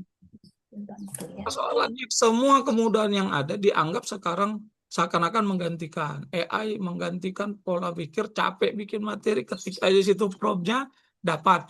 Tapi ada nggak isinya? Sesuai nggak isinya dengan yang seharusnya? Nggak tahu itu. Dia kan mengumpulkan paket data berdasarkan data yang ada seliweran di internet saja. Benar atau tidak ya kembali lagi ke kita. Nah, jadi tambahannya, nah, kalau dibilang balik lagi sisi negatif positif, kalau saya balik lagi, setiap hal pasti ada sisi negatif positifnya. Persoalannya sekarang sejauh mana kita bisa menerapkan penggunaan teknologi itu sesuai dengan yang seharusnya. Kalau cuma diajari searching ya mereka searching aja. Begitu searching mereka menganggap itu benar. Begitu searching mereka menganggap itu valid. Padahal begitu searching kita aja pun bacanya, jawabannya juga belum tentu sama. Belum lagi terkait bahasa itu. Translate. Kan banyak itu program translator kan. Nah, begitu berjalan, sesuai nggak isi translatannya? Enggak juga. Nah, disitulah peran kita, peran gurunya bekerja bahwa tidak semua yang didapat dari teknologi itu adalah valid gitu loh. Nah, ya dengan kita mengajarin mereka begitu, dengan kita menamai, maka pola pikirnya tadi yang Ibu bilang tadi juga akan terbina. Tapi kalau kita ngajarin mereka praktis apa searching aja ya sudah di kepala mereka searching aja berarti benar. Gitu. Itu sih tambahannya, makanya kemarin di bidang kita yang terakhir di TKI kita sudah mulai mengarahkan tidak lagi menggunakan bukan lagi menggunakan tapi memahami. Karena apa? Karena itu sudah di kementerian juga sudah jadi bahasan sekarang. Teknologinya dikuasai tapi tidak memahami isi. Karena ya tadi aja ketik ya kan, ketik jebret-jebret selesai keluar, wah udah ini yang benar, copy paste, kumpulkan. Nah, padahal isinya berserak gitu kan. Jadi pemahaman terhadap penggunaannya itu yang sekarang lewat coding KKA. Nah, itu udah mulai sekarang lebih ke penggunaan, tidak lagi cuma menggunakan tapi proses menggunakannya itu untuk apa. Makanya sekarang kan teknologi itu menjadi pendamping. Itu kalimatnya tambahan. Mungkin ya perlu pendalaman dan pemahaman lebih lanjut sih untuk merubah mindset yang tadi. Tapi itu yang sedang kita lakukan sekarang. Tambahan. Anak panjang Silakan dilanjutkan dengan pertanyaan kedua tadi siapa? Ya, pertanyaan yang kedua. Baik. Ibu Lili silakan. Baik Bapak Ibu, pertanyaan yang kedua juga kepada saya ya Bapak Ibu ya. Mungkin materi ini cukup menarik bagi Bapak Ibu sehingga semua pertanyaan Untuk kakaknya mengarah kepada saya. Jadi pertanyaan dari Bu Puji, sebagai guru bagaimanakah cara kita mengajarkan siswa agar memanfaatkan media digital secara bijak dalam belajar? Nah, saya akan coba jawab Ibu. Biarpun jawaban saya agak kurang puas, tapi saya akan coba jawab. Jadi sebagai guru, kita akan memberikan pemahaman tentang penggunaan media digital yang positif. Jadi, kita menjelaskan kepada siswa bagaimanakah media digital itu bukan hanya sekedar hiburan, tetapi juga dapat digunakan untuk mencari informasi belajar dan mengembangkan keterampilan. Jadi, mengajarkan cara memilih sumber informasi yang terpercaya, siswa itu perlu diajarkan bagaimanakah memilih informasi, apakah informasi itu yang bersifat hoax ataukah informasi itu yang bersifat akurat, ya. Begitu Ibu. Jadi kita juga harus membuat aturan dalam pembelajaran. Ketika berlangsung proses belajar mengajar di kelas, siswa kita tidak diperbolehkan untuk membuka HP. Jadi kita juga akan menyarankan kepada siswa bagaimanakah menghargai karya orang lain dalam dunia maya. Jadi kita menjelaskan kepada siswa bagaimanakah kerugian apabila terjadi bullying. Kita harus menjelaskannya seperti itu agar tidak terjadi pengaruh yang negatif. Bapak Ibu, mungkin Ibu Puji bisa menerima jawaban saya, ataukah masih ditambahkan oleh Bapak teman webinar kita, Bapak Sulaiman Saleh? Boleh Pak ditambahkan jawaban saya? Ayo gimana Ibu Puji?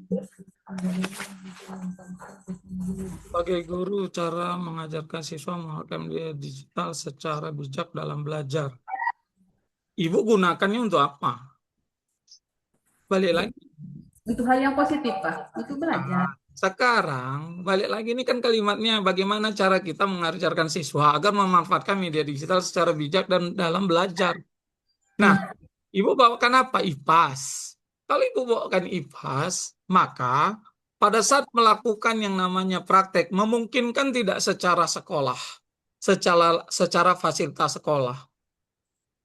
Memungkinkan, kalau memungkinkan, so must go on. Kalau tidak memungkinkan, kan bisa media digital dijadikan pengganti. Contoh Zoom ini, Bapak Ibu yang fisika, yang teknik, begitu mengajarkan yang namanya gelang gelang warna, menghitung resistansi, melihat di komponen elektronika itu nilai kapasitasnya di kapasitor misalnya, itu kan barangnya kecil. Kenapa Bapak Ibu nggak pakai lewat Zoom? Kemudian kamera dari handphone Bapak Ibu di-zoomkan ke perangkatnya, ke komponennya, sehingga komponen kemudian dipasang dia proyektor ke dinding, sehingga gambarnya atau videonya akan kelihatan dengan sangat jelas, dengan sangat besar, sehingga anak bisa tahu yang dimaksud yang gelang warna itu yang mana, yang dimaksud dengan nilai kapasitas itu yang mana. Kan bisa digunakan itu, gitu loh. Nah, kenapa tidak digunakan? Nah, balik lagi ke sana, gitu loh. Nah, jadi media pembelajaran yang dimaksud ini media pembelajaran yang mana? Nah, tadi saya kasih contoh, itu bisa dengan menggunakan fiturnya Zoom atau Meet. Nah, kalau kita dalam konteks mau menyediakan infografis, bisa menggunakan AI dengan infografis yang lebih menarik. Nah, sehingga anak tertarik, tidak bosan. Atau kita dengan mencari atau menonton video dokumenter yang mana gitu loh.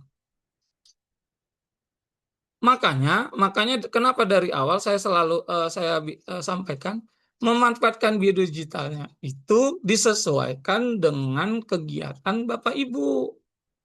Nah, ekonomi ya bisa saja ambil di situ yang namanya grafik perkembangan saham. Apa mereka harus datang ke bursa saham? Kan enggak. Gitu loh. Trading. Sehingga mereka tahu itu yang namanya pergerakan ekonomi itu seperti apa. Bahwa orang bermain saham sekali memang beruntung bisa kaya mendadak, secara sial juga bisa bangkrut sebangkrut bangkrutnya. Yang mana gitu. Nah, makanya sesuaikan Bapak Ibu menggunakan media digitalnya dengan apa yang Bapak Ibu mau ajarkan. Gitu loh.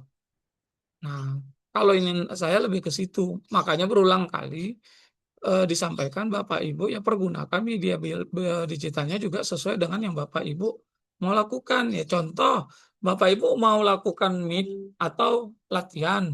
dengan menggunakan quizzes. Nah, sehingga anak menjadi semangat dan berlomba-lomba itu beradu jawaban. Ya, tapi kan Pak ada ya, matikan tinggal matikan fiturnya kan kalau memang mau ujian serius, fitur memunculkan jawaban benar. Matikan kalau memang Bapak Ibu mau itu adalah ujian serius gitu loh. Fitur dikasih seperti bonus atau nyawa. Nah, itu kan tinggal matikan sehingga menjadi proses ujian yang serius. Nah, kalau memang dalam konteks Bapak Ibu mau sekali belajar sambil santai atau belajar sambil bermain, sambil menghibur, ya aktifkan. Kan ada bonus-bonus begitu dia benar, ada muncul, diberikan reward apa dan seterusnya. Nah, kemarin matematika saya bilang download aja kemarin yang anak diajari berpikir cepat. 5 tambah titik-titik sama dengan 10. Baru seperti teka-teki silang berikutnya titik-titik tambah 3 sama dengan 15. Nah, itu tambah, ada kali, ada kurang, ada bagi. Nah, sehingga operasi bilangan ada, sehingga anak diajari untuk berpikir cepat. Ya, kan bisa gitu. Makanya media digital yang Bapak Ibu mau pakai yang dibutuhkan itu apa? Nah, itu yang digunakan. Jangan asumsinya balik lagi tadi. Media digital ini searching gitu loh. Upload. Nah, anak mengupload dibuat kerja kelompok membuat video misalnya video tutorial. Bapak Ibu ya dikomentari lah. Begitu dia mau upload, sebelum dia upload dicek dulu ada nggak aturan norma atau undang-undang ITE yang terlanggar di situ. Tidak ada, berarti oke, silakan upload. Kalau ternyata ada begitu mereka memvideokan, ada secara nggak sadar di belakang ada orang yang mungkin sedang melakukan kegiatan apa yang secara adat kesopanan kayaknya nggak bagus tuh. Karena netizen nanti kan bisa jadi gagal fokus gitu loh. Nah, main nggak sih iniannya gitu loh, kontrolnya? Itu yang jadi persoalan sebenarnya. Makanya tadi saya bilang waktu pertanyaan di bawah 5. Nah, di kita praktisi IT saat ini adalah penekanannya bukan menggunakan. Nah, tapi mengarahkan sekarang penggunaannya untuk apa nih? Gitu loh. AI itu menolong, mempermudah, tapi bukan apa yang dia sebutkan itu adalah yang benar. Tidak. Searching itu mempermudah, tapi belum dia valid. Maka dilakukanlah validasi. Berarti personalnya harus paham, personalnya harus memahami. Nah, dia harus mengisi juga ininya gitu loh. Nah, bukan ininya saja, gitu kan? Nah, itu kalau bagaimana cara mengajarkan memanfaatkan media digital secara bijak dalam belajar. Ya, gunakan media digitalnya sesuai dengan memang mata pelajarannya atau tema yang mau digunakan apa. Kalau Ibu meminta mereka membuat video tutorial, ya kemudian terlampir misalnya video caranya, nah seperti kimia, seperti apa reaksinya, maka mereka bisa cari video animasi atau video tutorial tentang reaksi. Nah, itulah jadi bahan dasarnya. Seperti itu. Jadi disesuaikan, Bu. Gitu loh. Nah, atau dalam bentuk infografis, maka yang digunakan adalah Canva. Nah, atau ChatGPT pakai prompt infografis. Nah, nanti tinggal dicek. Nah, kemudian hasil yang mereka dapat dari penggunaan itu, minta mereka juga jelaskan. Jadi jangan hanya dikumpulkan saja. Mereka juga harus mampu menjelaskan apa yang tampil. Nah, makanya kemarin salah satunya kenapa waktu yang bahasan PKL kemarin, selesai PKL saya mau ada seminar. Nah, berarti kan mereka bukan sekedar kegiatan gitu loh, bukan sekedar PKL tanpa ada pertanggungjawaban memang mereka belajar apa tidak. Nah, begitu memang guru melakukan proses itu pasti anak akan menyelesaikan gitu. ya. Jadi begitu Bu Uji, Bu Lili tambahannya. Ya, Terima kasih Pak sudah menambahkan jawaban saya. Mudah-mudahan Ibu Puji puas dengan jawaban Bapak ya, menambah jawaban saya tadi. Izin Bu moderator menambahi bisa. Ya, ya silakan Pak, silakan Pak. Assalamualaikum warahmatullahi wabarakatuh. Waalaikumsalam warahmatullahi wabarakatuh. Saya menambahi ya, ini jawaban saya hanya sederhana saja. Bagaimana cara kita menggunakan media dalam pembelajaran? Artinya media internet ataupun media-media yang udah online di saat ini. Jadi kalau menurut hemat saya, sebenarnya sekarang kan udah ada opini orang menyatakan bahwa media digital ini merupakan sudah menjadi musuh terbesar, gitu ya. Sementara kita masih menyatakan bahwa media ini sangat membantu, betul. Nah, sama tadi seperti yang disampaikan Bapak Sulaiman Wahab, itu tergantung daripada kita sesuai dengan kebutuhan kita yang kita pakai begitu untuk membantu. Kemudian yang perlu saya tekankan sebenarnya saat ini sehingga saya ikut juga pada dalam hal ini. Terkadang kita sebagai guru, ini kan kita berbicara tentang media pembelajaran ya Bapak Ibu ya. Terkadang kita sebagai guru hanya kita suruh searching aja, tapi tidak pernah kita evaluasi begitu. Dan tindak lanjut juga tidak ada, hanya sampai dengan itu. Kemudian sama tadi kita mau menemukan sesuatu, kita searching kan dapat memang hasilnya. Tapi tidak pernah itu kita buat siswa itu menyampaikan misal di depan kelas dibuat semacam apa namanya? Dan kita yang sekarang ini artinya dia nanti mempertanggungjawabkan apa yang sudah dikerjakan mereka masing-masing begitu loh. Jadi di situ saya kira kelemahannya, sehingga kita bisa dikatakan hanya media ini hanya kita buat sebagai alat membantu agar kita itu bisa tenang gitu, tidak repot begitu. Jadi seharusnya media ini kan sama yang disampaikan Bapak Sulaiman tadi, harus seperlunya, kemudian sebagai alat bantu begitu.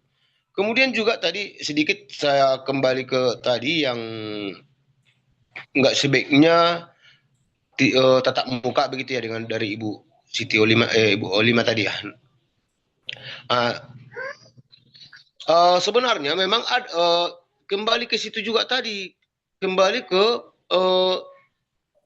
apa kita terhadap anak begitu, penjagaan kita, kontrol kita terhadap anak sebenarnya. Jadi kita kan selama ini kan hanya kita suruh searching, kita biarkan ya sudah, jawabannya betul apa enggak pernah kita evaluasi begitu. Jadi untuk selanjutnya saya kira ya media ini sebenarnya boleh dikatakan jadi musuh terbesar, tapi juga bisa sebenarnya sebagai alat bantu yang cukup baik begitu. Jadi itu saya kira. Kemudian satu lagi sebenarnya macam di kita ini sama tadi seperti yang disampaikan Pak Sulaiman tadi, kalau kita menggunakan IT misal di sekolah sana kan semuanya menggunakan IT, kita tidak mampu, kita kan tidak mungkin ke sana. Kalaupun memang kita tidak mampu, tapi kita tetap ke sana, kita ingin anak kita juga lebih maju begitu, ya apa konsekuensinya yang di sana kan mereka kan pakai kontrol. Sekolah-sekolah yang sudah menggunakan IT itu sudah punya kontrol begitu. Jadi artinya siswa itu tidak hanya sesuka hati untuk membuka media tersebut. Jadi dia ada aturan mainnya begitu. Tapi kalau kita di sini kan ya syukur-syukur aja ada setengah yang mempunyai handphone atau mungkin gadget atau dan lain sebagainya. Mungkin sementara kita memaksakan harus ada itu begitu. Tapi saya kira sebenarnya penggunaan media ini boleh digunakan, tapi kita melihat juga lingkungan kita bagaimana, apakah memang itu layak dilepaskan atau memang apakah dia harus kontrol atau bagaimana begitu. Kita harus sebelum kita melakukan, kita terlebih dahulu mengevaluasi keadaan siswa kita, apakah memang dia mampu. Ini kan kadang mengetik aja pun masih susah, tapi kita suruh untuk searching begitu. Mungkin itu yang bisa saya sampaikan. Mudah-mudahan bisa menambah ya. Jika ada yang penyampaian yang kurang pas, saya mohon maaf. Saya sudahi dengan salam. Assalamualaikum warahmatullahi wabarakatuh. Iya Pak, terima kasih atas jawaban tambahan dari Bapak. Oke, untuk mempersingkat waktu, pertanyaan yang ketiga. Ini pertanyaan ketiga untuk Ibu narasumber, Ibu Rita. Ibu Rita, narasumber, saya singkat langsung ke pertanyaan dari Bapak Surya Lukman SPD dari SMP Muhammadiyah 24 Ekonopan. Langsung ke pertanyaannya ya Ibu ya. Langkah apa yang harus kita lakukan untuk dapat memotivasi diri serta rekan sejawat agar menyadari bahwa sebagai seorang pendidik kita harus terus belajar? Dan apakah ibu-ibu setuju bahwa sertifikasi yang diberikan pemerintah salah satunya untuk memfasilitasi para guru untuk dapat memenuhi kebutuhan pengembang diri dalam mengajar? Salah satunya untuk memiliki laptop. Ya, kepada Ibu narasumber kedua kami persilahkan. Terima kasih pada moderator dan terima kasih juga kepada Bapak Surya Lukmana dari SMP Muhammadiyah 24. Kalau menurut saya, dari pemaparan yang saya sampaikan, pertanyaan Bapak ini ada 3. Yang pertama, langkah apa yang memotivasi diri kita sendiri untuk terus belajar? Yang kedua, langkah apa yang memotivasi rekan sejawat biar terus belajar? Dan yang ketiga, berkaitan dengan penggunaan dana sertifikasi. Saya jawab yang pertama dulu ya Bapak. Langkah apa yang bisa kita gunakan untuk memotivasi diri kita sendiri supaya terus belajar? Di sini kuncinya hanya satu Bapak, mengubah pola pikir atau mindset hidup kita sendiri dari kewajiban menjadi kebutuhan. Ini saja kuncinya Bapak kalau menurut saya. Kita ubah pola pikir lama dari yang wajib menjadi kebutuhan. Dalam kemajuan pembelajaran itu harus ada yang namanya kita merugi materi maksudnya Bapak. Contoh yang pertama, langkah memotivasi diri sendiri itu kalau menurut saya Bapak Surya ada 3. Perlu kita berasal dari diri kita sendiri. Yang pertama, kita harus melakukan refleksi rutin pada diri kita sendiri. Contoh, kita evaluasi kita setiap selesai proses pembelajaran. Sudah sampai di manakah penguasaan murid terhadap yang kita sampaikan? Apakah murid atau siswa-siswa kita sudah mampu menguasai materi yang kita sampaikan? Yang kedua, temukan jawaban mengapa. Artinya, ingat kembali alasan kita menjadi seorang pendidik. Itu Bapak Ibu yang kedua. Kita harus mengingat apa alasan kita menjadi pendidik. Yang ketiga, tetapkan target belajar kecil dulu. Artinya fokus dalam satu penguasaan keterampilan. Jangan sekaligus kita rangkum semua. Contoh dalam membuat video pembelajaran, kita fokuskan dulu. Contohnya salah satunya melalui desain Canva. Kita belajar dulu secara kecil-kecilan. Bisa belajar ini melalui kita buat atau searching melalui YouTube atau TikTok, atau bisa juga mengikuti Zoom yang oleh rekan-rekan kita. Dari pertanyaan Bapak Surya. Pertanyaan yang kedua dari pertanyaan Bapak Surya yang saya simpulkan, langkah memotivasi teman sejawat. Kalau ini saya simpulkan Bapak, ada 3 Bapak. Contoh, sehabis kita belajar, bolehlah kita buat diskusi singkat di kantor mengenai proses pembelajaran kita. Kita ceritakan bagaimana cara kita dalam belajar. Kemudian kita minta kawan rekan-rekan sejawat kita untuk menanggapi. Jangan seperti yang selama ini, kalau habis belajar, kumpul-kumpul di kantor, mempuras dalam segala hal.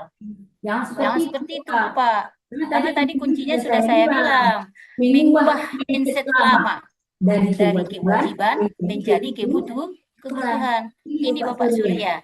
Yang kedua, bentuk komunitas belajar. Ini sudah banyak komunitas belajar. Yang dahulu namanya MGMP, sekarang sudah ada namanya yang ada di Sindara. Apa itu Bapak? Di Sindara. Udah banyak di situ kelompok-kelompok belajar. Ini salah satu tujuannya untuk memperluas pengetahuan guru tentang IT, Bapak. Mungkin Bapak lebih paham itu. Yang ketiga, menurut saya langkahnya untuk langkah memotivasi rekan sejawat, jadikan saling mengamati. Contoh, ketika kita mengikuti salah satu Zoom di webinar, bukan kita menggurui di sana, kita saling mengamati, saling sharing bagaimana dan untuk apa. Nah, itulah mungkin Bapak Surya. Yang ketiga, penggunaan dana sertifikasi. Saya setuju dengan yang Bapak sampaikan. Dana sertifikasi itu bukan kesejahteraan untuk guru dalam memenuhi kebutuhan hidupnya, Bapak. Sebenarnya dana sertifikasi itu adalah kebutuhan guru di dalam mencapai atau menargetkan tujuan pembelajaran itu tersalurkan kepada murid, dan murid dapat menyimpan semua yang kita sampaikan di otaknya. Salah satunya seperti yang Bapak bilang, guru yang sertifikasi itu harus mempunyai laptop. Itu sudah wajib, Bapak. Kalau belum mempunyai laptop itu dipertanyakan, dikemanakan itu uang sertifikasi. Mungkin seperti itu, Bapak. Kalau ada tanggapan dari Bapak Ketua, yaitu Bapak Sulaiman Saleh atau rekan-rekan yang lain, boleh ditambahi. Saya kembalikan kepada moderator. Ya, Ibu narasumber kita, Ibu Ita. Jadi intinya ya Bu ya, isi waktu itu, waktu yang senggang itu dengan hal-hal yang bermanfaat ya, begitu ya Bu, Bu narasumber kedua. Yeah. Ya, kira-kira ada lagi pendapat yang lain yang memberikan tambahan jawaban pada Bapak. Pertanyaan Bapak Surya Lukman, mana SPD? Atau kalau sudah tidak ada, biar kita Baik Ibu Elida, saya tambahkan dulu sedikit. Ini pertanyaannya kan silakan Pak. di saat menjadi guru dituntut untuk bisa memanfaatkan teknologi sebagai inovasi pembelajaran. Ini masih ada hubungannya dengan yang pertama tadi. Nah, guru dituntut menggunakan teknologi untuk inovasi pembelajaran. Nah, tapi tidak tersampaikan ke siswa, yang nggak nyambung juga, gitu kan? Nah, kemudian sebagai inovasi pelajar di dunia pendidikan tidak kita perhatikan, saat ini banyak guru yang belum mampu memanfaatkan teknologi tersebut. Kalau saya, Pak, bukan belum mampu, Pak, belum mau. Ya, bukan nggak mampu, Pak, belum mau. Saya kasih contoh sederhana aja, Pak. Saya 2018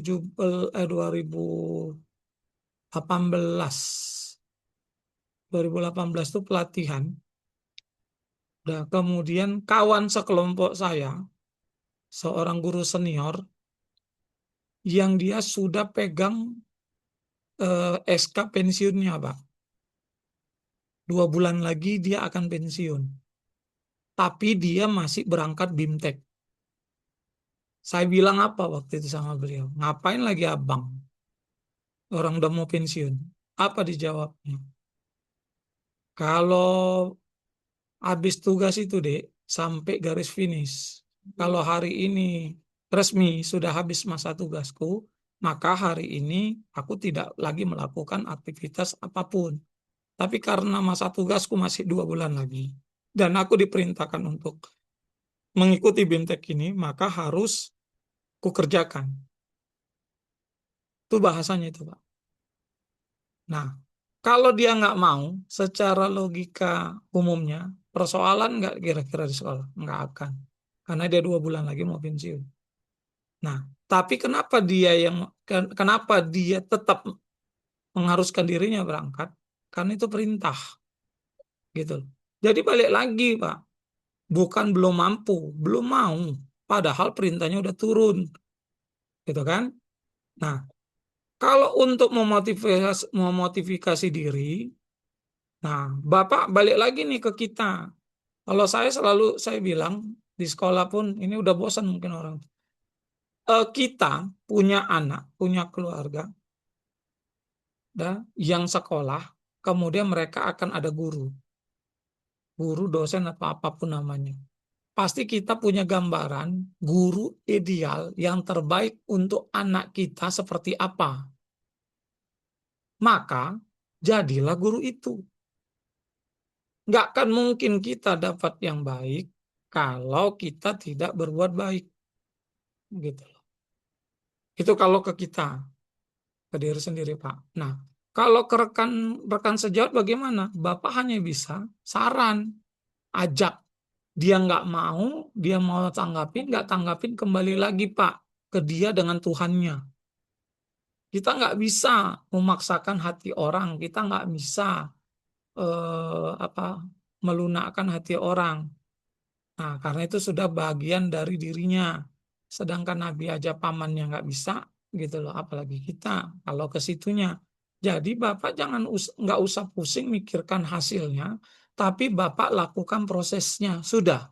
Sambil berdoa, berharap bahwa proses yang sudah Bapak lakukan itu sudah dilakukan secara maksimal. Dan kalau Tuhan meridhoi, maka akan ada hasilnya. Nah, itu dia, Pak. Nah, kemudian apakah setuju sertifikasi adalah salah satu untuk memfasilitasi para guru dalam memenuhi kebutuhan pengembangan diri dan mengajar? Memang benar, Pak. Uang serti itu bukan uang bayar hutang, bukan uang belanja, cek balik, gitu loh.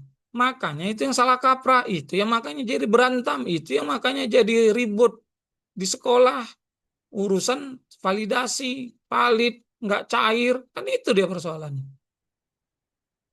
Emang itu uang untuk apa? Ya uang untuk meningkatkan kompetensi diri. Bapak Ibu dinyatakan guru profesional. Profesional itu yang seperti apa? Nah, punya kemampuannya seperti apa? Sama aja atau standar atau apa? Itu gitu loh. Kalau ke situnya persoalannya balik lagi. Ya, tapi banyak yang nggak nyadar ya orang memang niatnya jadi guru juga untuk apa, Pak? Gitu loh. Jadi kalau saya bilang ya kembali ke kita, luruskan lagi tuh niatnya. Kenapa pertanyaannya guru zaman dulu sedikit tuh yang S1? Banyak kan rata-rata SPG, SGO. Kenapa muridnya bisa hebat-hebat? Sekarang guru S1 minimal. S3, ada yang udah S2 udah mulai banjir, S3 udah mulai menjamur. Kok mutu pendidikannya nggak naik, tapi strata pendidikan gurunya naik? Iya, karena ada satu yang kalau saya ya, satu yang dicabut. Apa itu? Berkah ilmu. Dulu gurunya nggak terlalu pintar, sedikit yang diajari, tapi dia ikhlas. Berkah tuh ilmunya, nyampe. Makanya begitu diajarkannya ilmunya, dijalankan ilmunya, bermanfaat, berguna. Ini strata gurunya tinggi. Nah, tapi ikhlas belum tentu, karena niatnya udah beda. Datang ke sekolah untuk formalitas jam 1, 2, 3, 4, 5, 6. Nah, anaknya ngerti, nggak dipikirkan. Paham, nggak dipikirkan. Nah, belum lagi nilai, pokoknya aman aja tuntas. Nggak dituntut guru, nggak dituntut kepala sekolah, nggak dituntut orang tuanya nilainya. Habis cerita. Persoalan dia benar atau tidak, nggak tahu. Begitu dia lulus jadi dokter, kemudian kita yang sakit, ya memang nalarnya nggak sesuai, terus berobat berkali-kali nggak sembuh-sembuh, ya wajar, gitu. Kan balik lagi ke situ.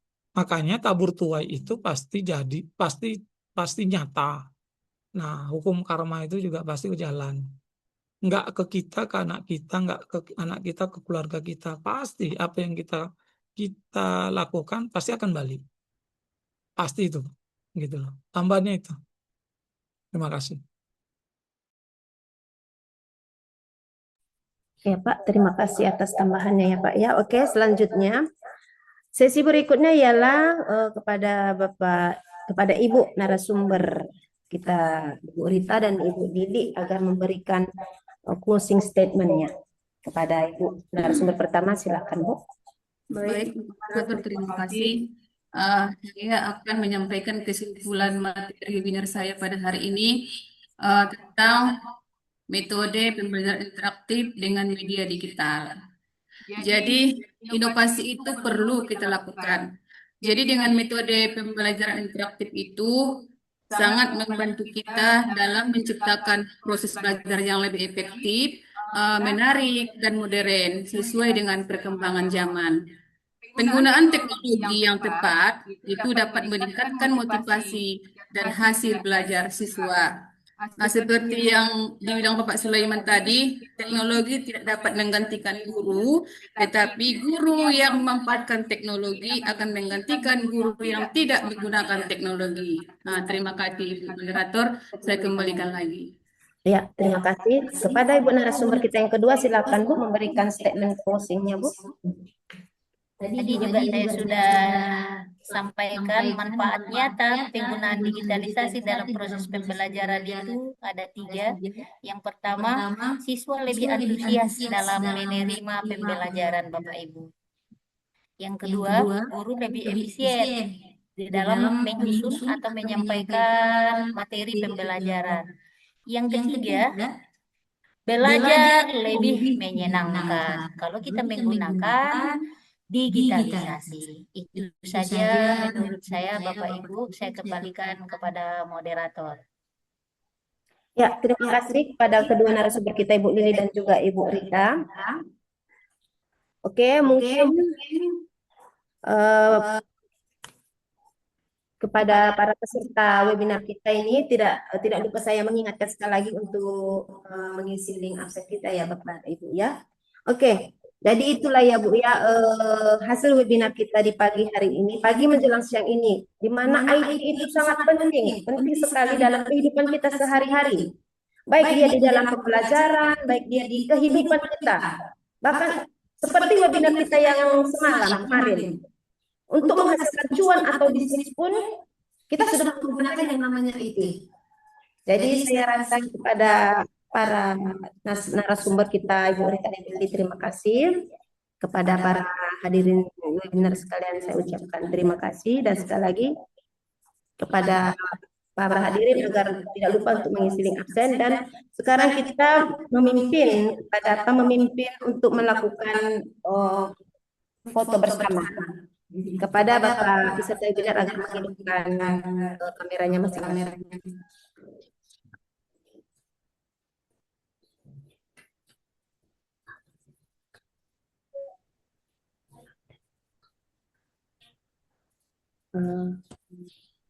Ya. Sudah buka kameranya, tatap kamera 1, 2, 3. Oke. Ya, terima kasih Pak. Oke, dengan berakhirnya acara webinar kita di pagi menjelang siang ini, saya sebagai moderator mengucapkan terima kasih yang sebesar-besarnya kepada narasumber dan juga kepada peserta.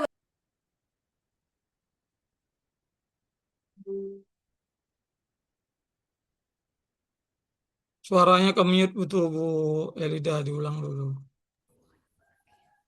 Ya, pertama sekali kita tadi mengawali dengan ucapan basmalah, maka acara kita ini kita akhiri dengan mengucapkan alhamdulillahirabbil alamin. Alhamdulillahirabbil alamin. Absensi sudah ada di kolom chat, silakan di proses.